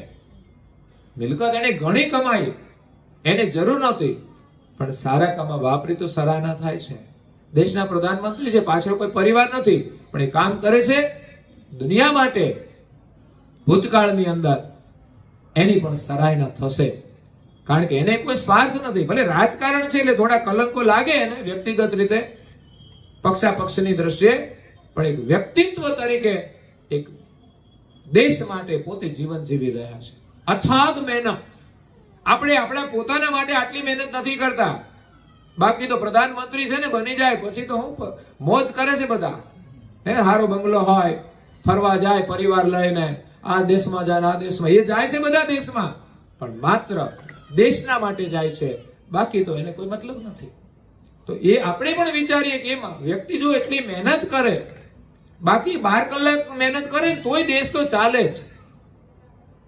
પણ એને એમ થાય કે દેશ કઈ સ્થિતિમાં છે ને એને આપણે ઉપર લાવવો હોય ને તો એમ મંદ ભાવથી કામ કરીશું ને તો જલ્દી આપણે રિકવર નહીં કરી શકીએ. તો એટલી મહેનત કરે છે ત્યારે જે પરિણામ આવે પછી તો આ બધાના પ્રારબ્ધ હોય છે. જો નાગરિકો જાગૃત ના થાય ને તો એના કર્મનું પરિણામ ભોગવે છે. કે પ્રધાનમંત્રી બધાના ઘર બાંધીને તમને સુખી કરી દેશે એવું થોડું છે. એ તો એનાથી પ્રયાસ કરે છે છતાંય જેટલું થાય એટલું. બાકી તો આપણા કર્મ ઉપર આધાર છે. તો એક બ્રહ્મથી બધું થયું છે. એની અંદર એક જ ચેતના બ્રહ્મની છે. બ્રાહ્મણ, ક્ષુદ્ર, ક્ષત્રિય અને વૈશ્ય આ શરીર વર્ણ છે, કર્મ અનુસાર છે, પણ એની અંદર એનું જે ચેતન છે ને એ તો બધામાં સરખો છે. શરીરની દ્રષ્ટિએ, કર્મની દ્રષ્ટિએ વર્ણ વ્યવસ્થા છે, સંસ્કાર અલગ અલગ હોય છે.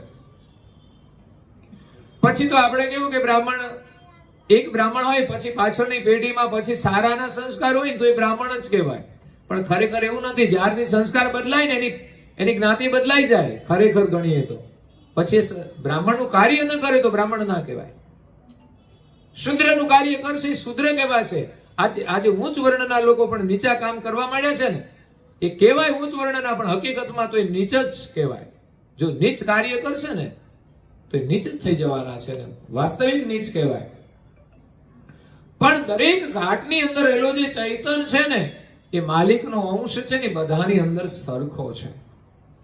કરુણાસાગર બાપજી કહે છે કે સ્થાવર જંગમ બહુવિધિ ઘાટ, પંચભૂતનો સર્વે ત્રાટ, હાડ માંસ તુચા રગ રુદ્ર, સરખું છે કોણ બ્રાહ્મણ શુદ્ર.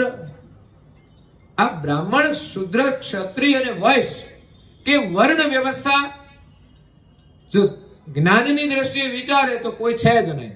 તો ગમે તેની સાથે લગ્ન કરી લે તો વાંધો નથી. પરંતુ આપણી જે સંસ્કૃતિ છે એમણે આ વ્યવસ્થા કરી છે એ કોઈ ભેદભાવ માટે નથી કરી. ઘણા લોકો જ્ઞાતિ ભેદના અત્યારે રાજકારણો ચાલતા હોય, પણ એ જ્ઞાતિ વ્યવસ્થા હતી સમાજની, કે જે સમાજની અંદર જે સંસ્કારો સામ્ય હોય ને એ સમાજમાં એનું જોડાણ થાય તો એ સંબંધો ચાલી શકે છે.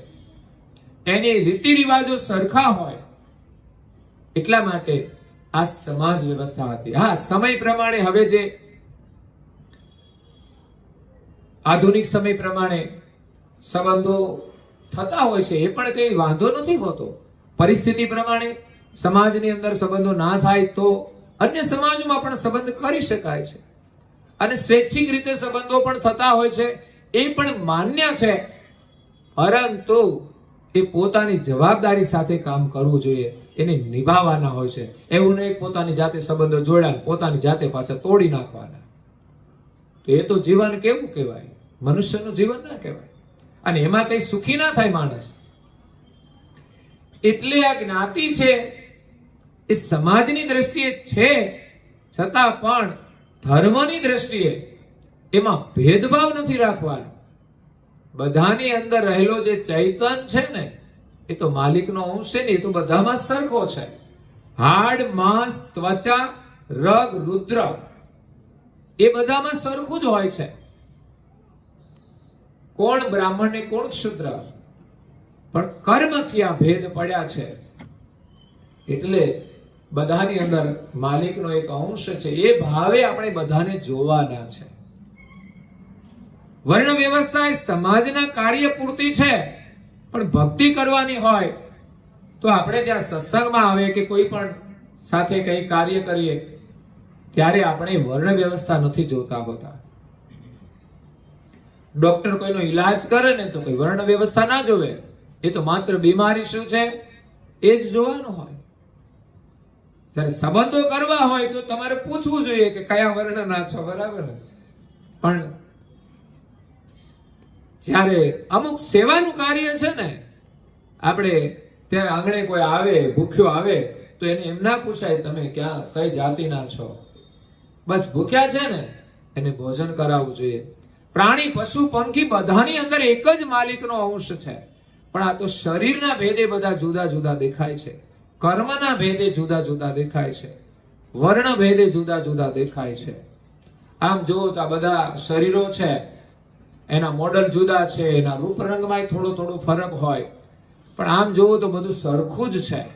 જ્ઞાન દ્રષ્ટિએ જોવે તો 5 ભૂત એટલે પૃથ્વી, જળ, અગ્નિ, વાયુ અને આકાશથી જ બધાના શરીરો બન્યા છે.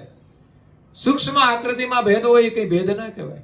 આ શરીર જે બનાવ્યું છે એ માલિકે એની અંદર જે ગતિ મૂકી છે ને બધામાં સરખી છે. બધા જ જીવો ભગવાનનું ભજન કરીને કલ્યાણ કરી શકે છે. કોઈ પ્રાણી, પશુ, પંખી નથી કરી શકતા. તો એ દ્રષ્ટિએ તો બધા સમાન જ છે ને. કલ્યાણ કરવા માટે, સાધના કરવા માટે તો બધા શરીર સરખા જ છે. પણ લૌકિક દ્રષ્ટિએ કોઈનામાં ઓછી વધતી બુદ્ધિ હોય એ તો કર્મ અનુસાર મળે છે, કારણ કે એના કર્મ પ્રમાણે આ જીવન સુખ દુઃખ મળવાનું છે. શરીરનું જે કઈ રૂપ રંગ છે એનું પણ સમાજમાં એક મહત્વ હોય છે, એટલે એમાંય કર્મ સાથે એનું જોડાણ છે, એટલે એમાંય આપણને સારું સારું બધું ગમે છે શરીરની દ્રષ્ટિએ.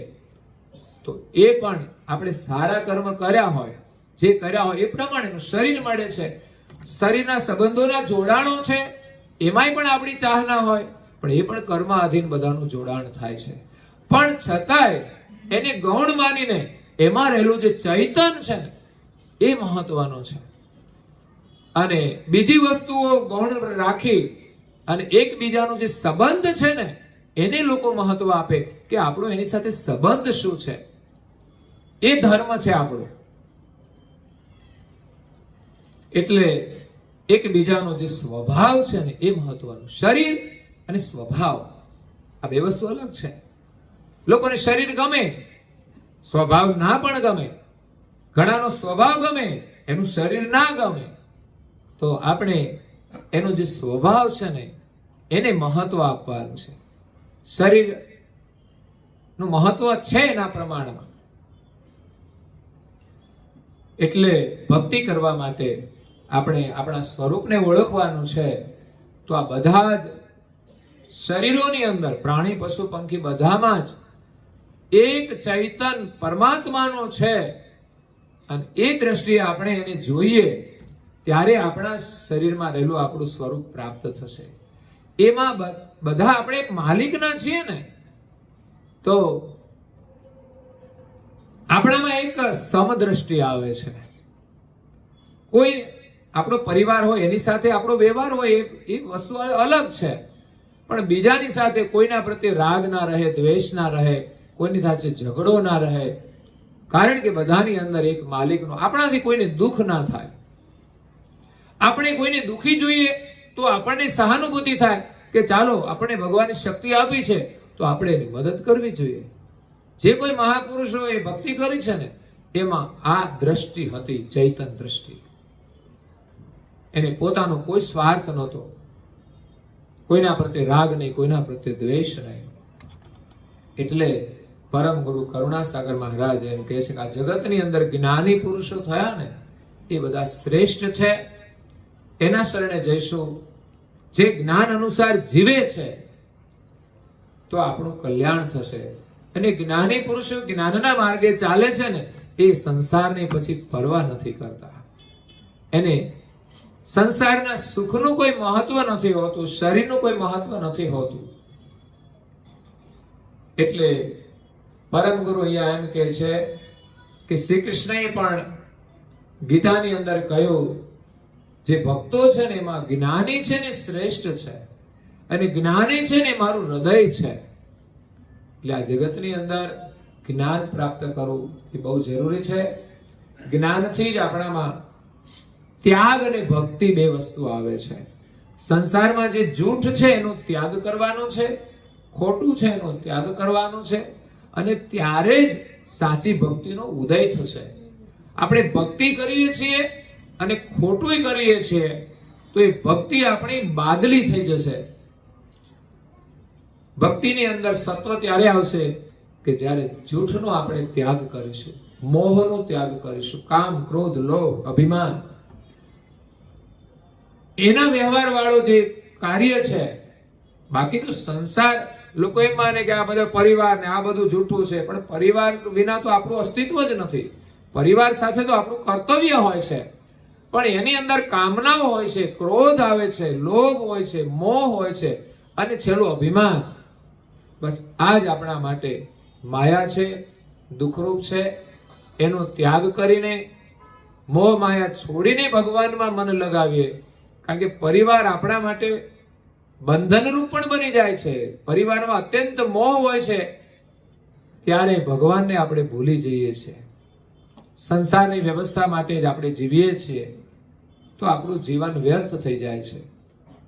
એટલે ભગવાને આપણને ઉત્તમ માનવ જીવન આપ્યું છે, તો આપણું જે કર્તવ્ય છે મનુષ્ય જીવનનું, એક પરિવાર સાથેનું અને બીજો માનવ દેહ મળ્યો છે પરમાત્મા સાથેનું કર્તવ્ય, બંને સાથે રહીને આપણે કરવાના છે. પરમ ગુરુની ભક્તિ કરવા માટે આપણું તન, મન, ધન એની સેવામાં અર્પણ કરી અને એની ભક્તિ કરીએ. નવા વર્ષના નૂતન વર્ષમાં મને એમ થયું કે નૂતન વર્ષનો એક સંદેશ બધાને આપવા માટે જઈએ. ભક્તોના દર્શનનો લાભ. કારણ કે માણસો તો અમદાવાદમાં બહુ ભીડ છે. તમે રોડ નીકળો એટલે માણસો માણસો, ભીડમાં ફસાઈ જાવ માણસો જ તમને જોવા મળે. પણ આટલા સાત્વિક ભાવના વાળા માણસો, બસ આટલાના દર્શન થઈ જાય, આખા અમદાવાદની જરૂર નથી આપણે જોવાની. એટલે આપણા ઘરના આંગણે બધા આવે ને એ પણ આપણું સૌભાગ્ય છે. એટલે મારી તો ઈચ્છા છે કે આવી જ રીતે જુદા જુદા વિસ્તારમાં, જુદી જુદી જગ્યાએ, સમયાંતરે થોડા આયોજનો. બસ કોઈ તમારે વધારે ખર્ચો નહીં કરવાનો, કારણ કે તમારી પૈસાની જરૂર તો છે જ, પરિસ્થિતિ તો હોય છે. એટલે એ પ્રકારે પણ આપણે આ સત્સંગનો લાભ લઈ શકીએ છીએ. બહુ જ અભ્યાસની જરૂર છે. કરુણાસાગર બાપજીએ તો 15 ધર્મગ્રંથો રચ્યા છે અને જ્ઞાન સંપ્રદાયના 18 ધર્મગ્રંથો છે. જો કે બહુ જાજા નથી, આમ તો 10,000 ચોપાઈઓ છે. બાકી તો વેદોની અંદર તો લાખો શ્લોકો છે. આપણે ક્યારે અભ્યાસ કરી રહીએ? તો આપણે થોડો થોડો અભ્યાસ કરીશું ને તો પણ એકવાર તો એનો અભ્યાસ થઈ જશે ને એકવાર અવશ્ય કરવો જોઈએ. અદ્ભુત જ્ઞાનનો ખજાનો છે. આપણે એમાંથી જેટલું લઈએ, જે સત્ય લાગે એટલું લેવાનું છે. પણ આ બ્રહ્માંડની અંદર જે અલૌકિક જ્ઞાન છે લઈને પરમ ગુરુ આવ્યા છે. સમસ્ત ધર્મનો સાર એમણે આ જ્ઞાનમાં સમાવી દીધો છે. એટલે એમણે કહ્યું જ્ઞાન એ સાર છે. અને જે જે જ્ઞાની પુરુષો થયા છે એની પરંપરાઓ ચાલે છે. સંત કબીર સાહેબ થઈ ગયા, એવા અનેક જ્ઞાની પુરુષો થયા છે. ભોજા ભગત છે. આમ ભલે ભણ્યા નથી બહુ જાજુ, પણ એમણે ચાબખા માર્યા છે લોકોને અંધશ્રદ્ધામાંથી બહાર કાઢવા માટે, અજ્ઞાનતામાંથી જગાડવા માટે. જલારામ બાપા છે તો એમણે કાર્ય એવા કર્યા છે કે એનું કાર્ય હંમેશા લોકોને સંદેશ આપે છે. તમે જુઓ તો આપણે કંઈક નાનો પ્રસંગ કરવો હોય ને તો કેટલી મહેનત કરવી પડે, અને હજારો માણસો, લાખો માણસો ભોજન કરે છે. આપણે એક નાનું રસોડું કરીએ ને, કેટલા દિવસની તૈયારી કરીએ ને, વ્યવસ્થા કરીએ તો થાકી જઈએ, પણ એક સતની શક્તિઓ છે આ જગતમાં કામ કરે છે. એટલે એના દ્વારા આપણને પ્રેરણા મળતી હોય છે. એમ પરમ ગુરુનું કાર્ય પણ અદ્ભુત છે. એમણે જ્ઞાનની સ્થાપના કરી છે, અદ્ભુત ગ્રંથોની રચના કરી છે. મારું તો નમ્ર નિવેદન છે કે પરમ ગુરુની દીક્ષા લેવી આપણું સૌભાગ્ય છે. આ વર્ષના કેલેન્ડરમાં મેં 12 સુવિચાર મૂક્યા છે. તમે દર મહિનાનો એક સુવિચાર ચિંતન કરજો, આપણા કલ્યાણ માટે છે. કેલેન્ડરના 12 પાના ઉપર નીચે એમાં વહેલા ઉઠવાનું મહત્વ લખ્યું છે. આપણે વ્યક્તિગત રીતે જાગીએ, સમર્થ ગુરુનું શરણ પ્રાપ્ત થવું એ પણ આપણું સૌભાગ્ય છે. જો કે મારા વોટ્સએપમાંથી પણ એ સુવિચારો જતા હોય છે. જે લોકો સંદેશ લે છે એને ખબર હશે, એ કોઈના મોકલાવેલાઓ નથી મોકલતો, પણ મારા ચિંતનથી હું તમને મોકલતો હોઉં છું, ઘણું લખતો હોઉં છું. પરમ ગુરુનો ગ્રંથનો અભ્યાસ કરીને આપણા માટે જે જરૂરી હોય વર્તમાન સમયમાં એ સંદેશ તમને હું આપું છું. એમાંથી તમને એમ લાગે કંઈ કરવા જેવું છે તો અવશ્ય કરજો. એક તો વ્યક્તિગત રીતે પરમ ગુરુની આપણે દીક્ષા લીધી હોય, મંત્ર લીધો હોય, તો એ મંત્રનો જપ આપણે કરવો જોઈએ. સવારે વહેલા ઉઠીને વ્યક્તિગત રીતે નિયમો આપણે પાળવાના છે.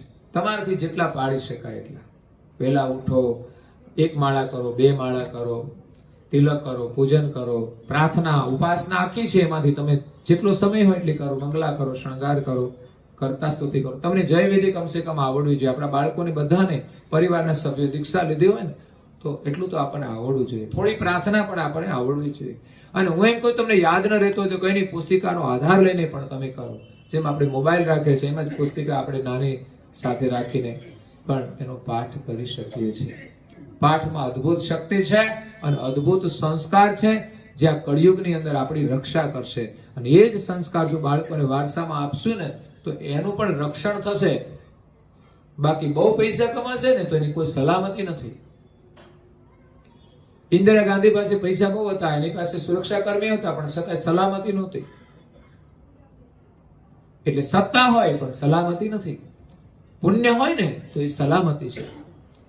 આવા મોટા લોકો છે ને એના પાસે પણ એક પુણ્ય હોય છે. ત્યાં સુધી એનો કોઈ આતંકવાદી વાળ વાંકો ના કરી શકે, પણ પુણ્ય ખતમ થયું ને એટલે એના માટે ખતરો છે. એમ આપણા જીવનમાં જે રક્ષા છે ને આપણી, તો એ પણ આપણું પુણ્ય જ આપણી રક્ષા કરે છે. નહીં તો આ દુનિયામાં જે કંઈ પ્રપંચો થઈ રહ્યા છે એમાં આપણે પણ ઝપટાઈ જઈએ. નહીં તો આતંકવાદીઓ આપણા દેશમાં પણ ઘૂસી જાય, પણ આપણા દેશમાં કોઈ સામર્થ્ય છે ને એટલે અંદર નથી આવી શકતા. એટલે આપણે બધાએ એ સુકૃત મેળવવાનું છે. તો આપણે વ્યક્તિગત રીતે નિયમ પાડીએ. એમાં ગ્રંથોનું અધ્યયન પણ અવશ્ય થોડું 15 મિનિટ કરો રોજ, 2 પેજ વાંચો તો પણ જીવનમાં બધા ગ્રંથો વંચાઈ જશે. એટલું જ નહીં, પરમ ગુરુની વાણી છે ને એનું અધ્યયન કરવાથી એમના આશીર્વાદ મળી જશે. એકવાર વાંચન કરવાની જિજ્ઞાસા પણ કોઈ સામાન્ય નથી હોતી, અને જિજ્ઞાસા હોય છે ને ત્યારે જ જ્ઞાન મળે છે. અને એક વખત અધ્યયન કર્યા પછી એમાંથી આપણને કઈક વસ્તુની અસર થશે ને એટલે પુનઃ આપણે એનું અધ્યયન કરીશું, અને એને પછી આપણે સાધનામાં જોડવાનું છે. તો આપણા બાળકો ભણે છે, જુઓ ને પરીક્ષા આવે તો કેટલું વાંચે છે, ત્યારે એ પાસ થાય છે, અને એ જ શિક્ષણ એને આગળ ઉપયોગી થાય છે વ્યવસાયની અંદર. એમ સાધના માટે, બાકી વાતો કરવા માટે જ જ્ઞાન નથી, પણ એમાંથી આપણે સાધનાનું સર્જન કરવાનું છે, ભગવાનનું સ્મરણ કરવાનો અભ્યાસ કરવાનો છે, નિયમ પાળવાના છે. તો વ્યક્તિગત રીતે આપણે જાગૃત થઈને નિયમ પાડીએ. બીજા નિયમ છે પરિવારની સાથે રહીને કે આદર્શ પરિવારનું નિર્માણ થાય. હું કહું રોજ આપણે પરિવાર સાથે બેસીને બધું ના કરી શકીએ, પણ અઠવાડિયામાં એકવાર આપણે રજા હોય કે બધા જ્યારે ભેગા હોય અને સંધ્યાનો સમય હોય તો સાથે ઉપાસના કેમ ન કરવી? પછી બધાનું કામ કરે, પણ 15 મિનિટ કે 20 મિનિટ જેવી અનુકૂળતા, એટલો સમય આપણે ઘરમાં પરિવાર સાથે કરીએ ને તો ખરેખર એનું એક વિશેષ પરિણામ આપણને મળશે. પરિવાર સાથે ગ્રંથનું અધ્યયન અઠવાડિયામાં એકવાર કરીએ, થોડું કરીએ 15 મિનિટ, તો પણ એનું પરિણામ મળશે. આપણા ઘરમાં એક ધર્મના સંસ્કારની પરંપરા ઊભી થઈ જાય. જેમ સામાજિક પરંપરા હોય છે, રીતિ રિવાજો હોય છે, જેમાં બધા આપણે જોડાતા હોઈએ છીએ, જ્યાં આપણે એકાબીજાને ઘરે પણ જતા હોઈએ છીએ, એમ આપણી ધર્મની પરંપરા ઊભી થાય તો જ આ પરંપરાથી આપણા બાળકોને સંસ્કાર મળશે. અને ત્રીજું, સામાજિક રીતે આપણે બધાની સાથે જોડાઈને રહીએ. પરિવાર એકલો જ આપણી સાથે જોડાયું નહીં. આજે આ છે ને સામાજિક જોડાણ છે બધાનું, કે સારા સંસ્કારી પરિવારો સાથે આપણો પરિચય હોય, એની સાથે આપણું જોડાણ હોય, એ આપણા માટે બહુ ઉપયોગી છે. એનાથી એકબીજાને બળ મળે છે. આવા પ્રસંગોમાં એ બધા આપણે ત્યાં આવે. સામાજિક રીતે સમાજના લોકો આવે, જ્યારે ધાર્મિક રીતે જે ધાર્મિક ભાવનાવાળા લોકો છે એ બધા ભેગા થાય, એવા એક પ્રસંગોનું આયોજન થાય ને એમાં આપણે જઈએ, એ બહુ મહત્વનું છે. તો આજે નૂતન વર્ષના નૂતન મહિનાની અંદર આજના સત્સંગનું આયોજન આપણા સૌના આશીર્વાદ માટે થયું છે. પરમ ગુરુની વાણી જે કંઈ આપણે સાંભળી, પરમ ગુરુના આશીર્વાદ છે આપણા માટે. પરમ ગુરુના અહીંયા દર્શનનો પણ એક લાભ છે. અહીંયા પરમ ગુરુ મારી સાથે એક સેવાના રૂપે છે. રોજ એની ભક્તિભાવથી સેવા થાય અને આપણને એક દર્શનનો લાભ મળે છે. નારણદાસજી મહારાજશ્રીએ સેવાનું વર્ણન કર્યું છે, અને સેવા કર્યા પછી આપણી ભાવના જ્યારે જાગૃત બને છે ભક્તિભાવવાળી, પછી પરમ ગુરુના જે દર્શન થાય છે, જે દર્શનથી આપણા બધા જ દુઃખો ટળી જાય છે. એમ પરમ ગુરુ જ્યારે વિદ્યમાન હતા ત્યારે ગુરુગાદી સારસાપુરીમાં અને ગામડે ગામડે વિચરણ કરીને બધાને દર્શન આપતા હતા અને સત્સંગ પણ આપતા હતા. એમ આજે પરમ ગુરુ આપણા સાથે અહીંયા દર્શન આપવા માટે વિદ્યમાન છે, અને એના ગ્રંથના માધ્યમથી આપણને સત્સંગનો પણ લાભ મળે છે. એ રીતે આજે પરમ ગુરુના આશીર્વાદ મળ્યા છે. આપ સૌને નવા વર્ષની શુભકામનાઓ છે. કળિયુગની અંદર વર્તમાન સમયની પરિસ્થિતિ અનુસાર ઘણી બધી સમસ્યાઓ હોય છે. આર્થિક સમસ્યાઓ પણ હોય, શારીરિક બીમારીઓ પણ હોય છે, અને અજ્ઞાનતાને કારણે ઘણા પરિવારોમાં કલેશ પણ હોય છે. તો એમાંથી આપણે બધા સુરક્ષિત રહીએ પરમ ગુરુના આશીર્વાદથી. આ બધું આપણા ઘરમાં ના આવે એના માટે આ નવા વર્ષના આપ સૌને આશીર્વાદ છે, અને આશીર્વાદ લેતા રહેજો. પરમ ગુરુના સાનિધ્યમાં રહી એમની સેવા કરી, સમર્પણ થઈ અને પ્રાર્થના કરીને આશીર્વાદ લેતા રહેશો તો ચોક્કસ તમારો પરિવાર સુખી રહેશે અને આવી મુશ્કેલીઓથી આપણે બચી જઈશું. નૂતન વર્ષના નવા કેલેન્ડરો આપણા સૌના માટે આશીર્વાદ લઈને આવ્યા છે કે નવું વર્ષ આપણું મંગલમય બને. જે દાતાઓએ સેવા આપી છે એમને આપણે ધન્યવાદ આપીએ. લગભગ 1 લાખ રૂપિયાના કેલેન્ડરો છપાયા છે, અને બધાએ સેવા આપે છે. બધાને પ્રસાદી રૂપે આપણે આપીએ છીએ કે એમની સેવાના ફલ સ્વરૂપે પ્રસાદી રૂપે આપણા ઘરમાં આ પરમ ગુરુ નૂતન સ્વરૂપમાં આવશે. પરમ ગુરુ એક છે, પણ દરેકના ઘરમાં જુદા જુદા ફોટા હોય ને, પરમ ગુરુના જ હોય, પણ છતાંય કંઈક ફ્રેમો જુદી હોય, મંદિર જુદા હોય, પણ એક આનંદ હોય છે. એમ અહીંયા એક નૂતન કેલેન્ડરની અંદર પરમ ગુરુને એક નૂતન સ્વરૂપે દર્શન ના આશીર્વાદ છે આપણા સૌના માટે. અને ખરેખર કે નવું સ્વરૂપ આપણે બનાવીએ છીએ તો દર વર્ષે આપણને એક દર્શનનો એક ભાવ થતો હોય છે. વારંવાર આપણા ઘરમાં એક કેલેન્ડર મૂકેલો હોય તો સ્વાભાવિક આપણી નજરો ફરતી હોય, તો વારંવાર કેલેન્ડર ઉપર જાય અને પરમ ગુરુના દર્શનનો આપણને લાભ મળે. એવો સુંદર દર્શનીય કેલેન્ડર આપણને સૌને આજે પ્રસાદી રૂપે મળશે. જે દાતાઓએ સેવા આપી છે એને પરમ ગુરુના આશીર્વાદ છે કે સેવાના ફળ સ્વરૂપે અનેક લોકોને તમે દર્શનનો જે લાભ આપ્યો છે એ દર્શનનો લાભ એ સેવા આપનાર દાતાઓને પણ મળે છે. કારણ કે આ બધું પરમ ગુરુમાં શ્રદ્ધા હોય ને ત્યારે જ થાય છે, નહીં તો આ સેવા નથી થતી. સેવાના અનેક આયામ હોય છે, અલગ અલગ. કોઈને જેને જેનામાં યોગ થાય એમાં સેવા આપે છે.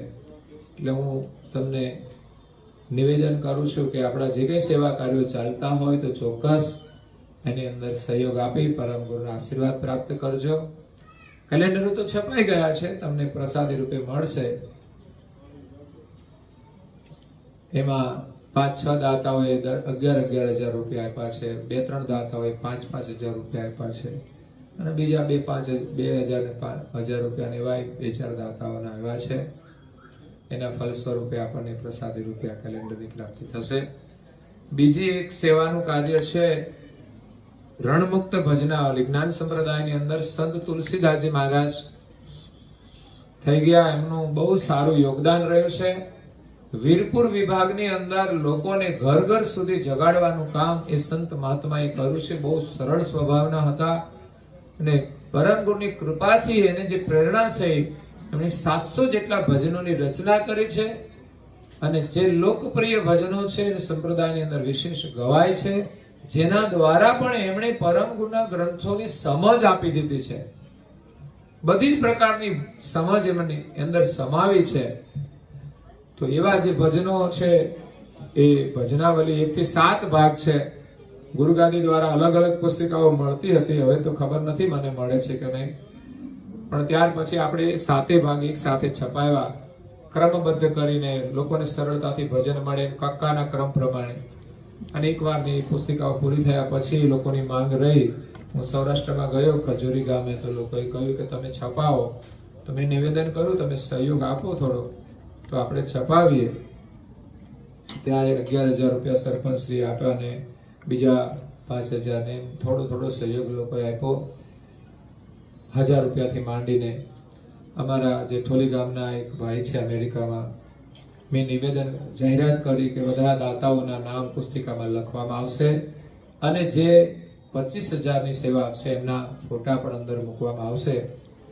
એટલે એવા જે દાતાઓ છે એના દર્શન થાય ભજનાવલીની અંદર, એ પણ આપણું અહોભાગ્ય છે.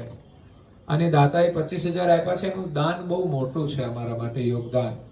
આ કેલેન્ડરની અંદર ફોટો છપાવે, એમાં એક સિંહાસન છે, એ પણ એમને પરમ ગુરુ માટે મંદિરમાં અર્પણ કર્યું છે. તો જેઠોલી મંદિરમાં એમનું ઘણું મોટું યોગદાન રહ્યું છે. ઇલેક્ટ્રિક સોલાર સિસ્ટમ પણ એમણે અમને લગાવી દીધી છે. અને દર વર્ષે જે કઈ સેવાની જરૂર હોય તો આપતા હોય છે. એમાં ભજનાવલીમાં પણ એને 25,000ની સેવા આપી છે.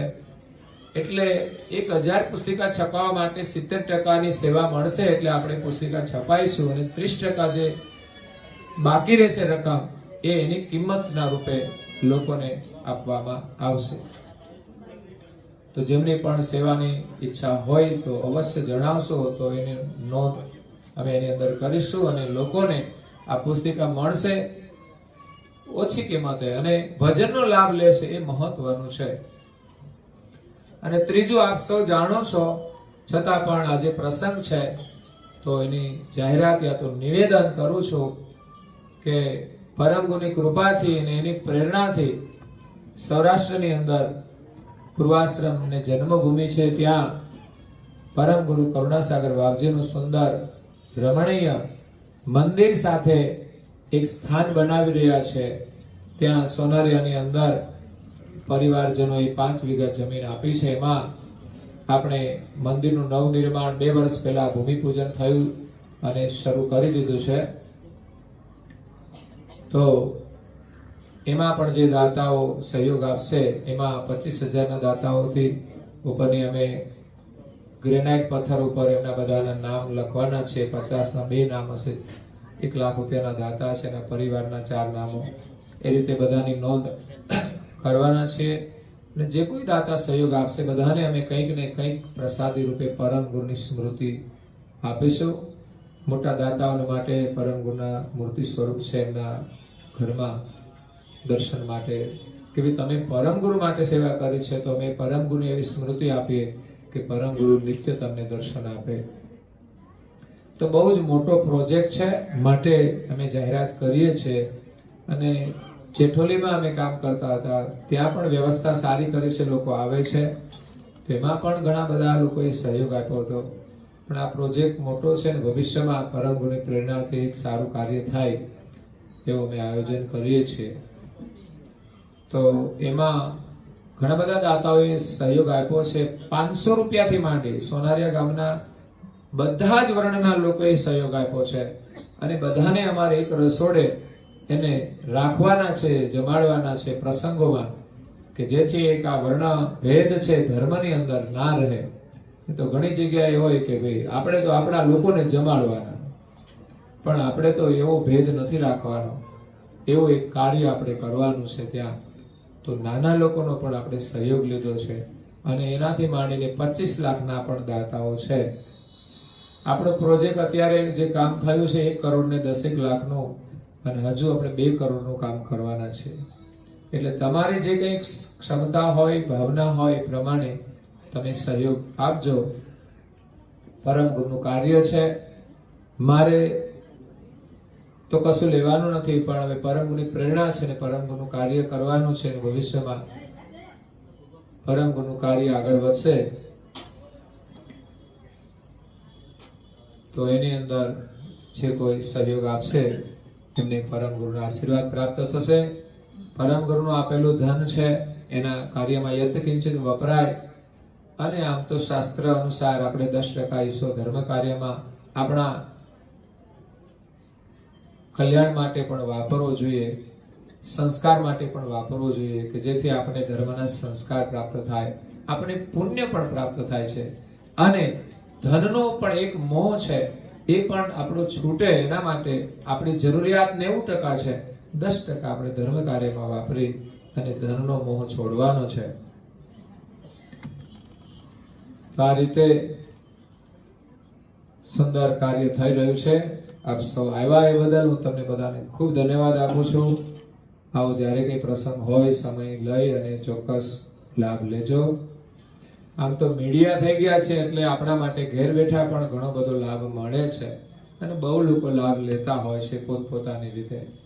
તો લેતા રહેજો અને સાથે સાથે તમારું વ્યક્તિગત રીતે જે સાધના છે એને તમે નિયમથી બનાવજો.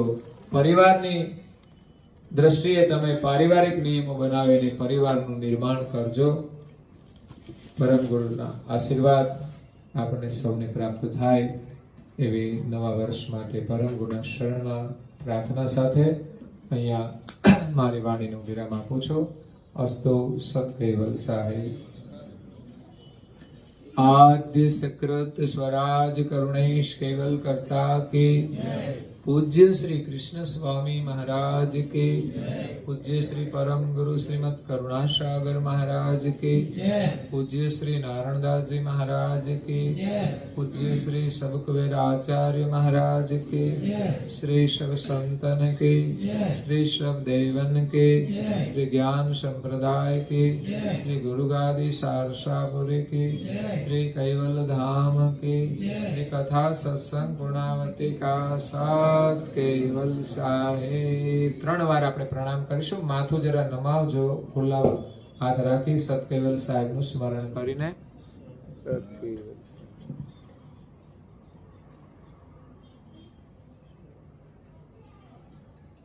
કૈવલ હંસો સાત કેવલ સાહેબ. આજુબાજુ સૌને પ્રેમથી સતકેવલ સાહેબ, સતકેવલ સાહેબ. जय करुणा निधि प्रभु जय करुणा निधि. आरती आरत पूर्वक पूर्वक सुरता करनी प्रभु जय करुणा निधि.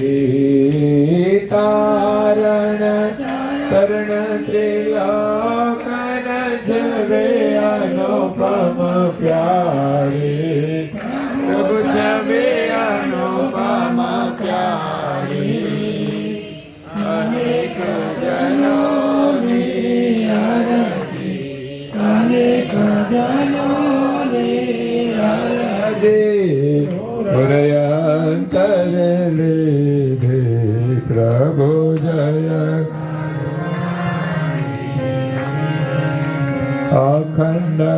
अखंडयनादि पदने जन सही दे प्रभु सही दे संशय सगळा निवारे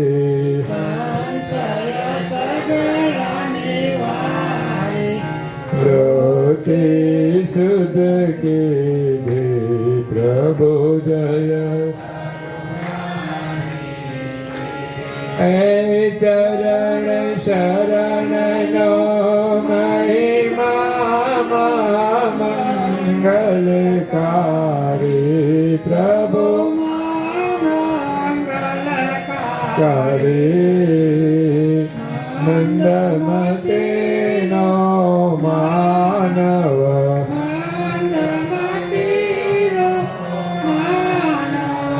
ओळखे कई प्रभु जय करुणा निधि करुणा सागर नाम कमारो अविचल पदवासी प्रभु अविचल पदवासी शरणागत ने स्थानमा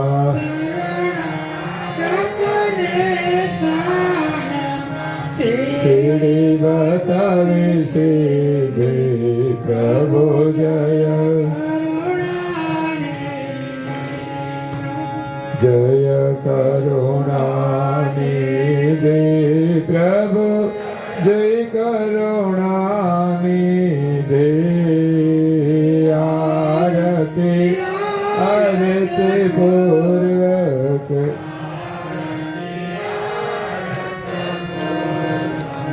सुरता कर दे प्रभु जय करुणा निधि प्रभु जय करुणा निधि प्रभु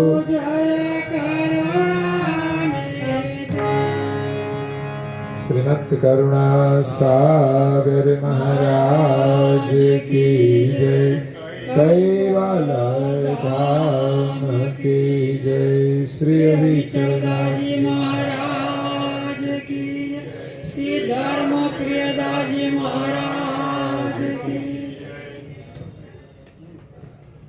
આરતી બધાને આપવાની છે પછી પ્રસાદ ધરાવીને અહીંથી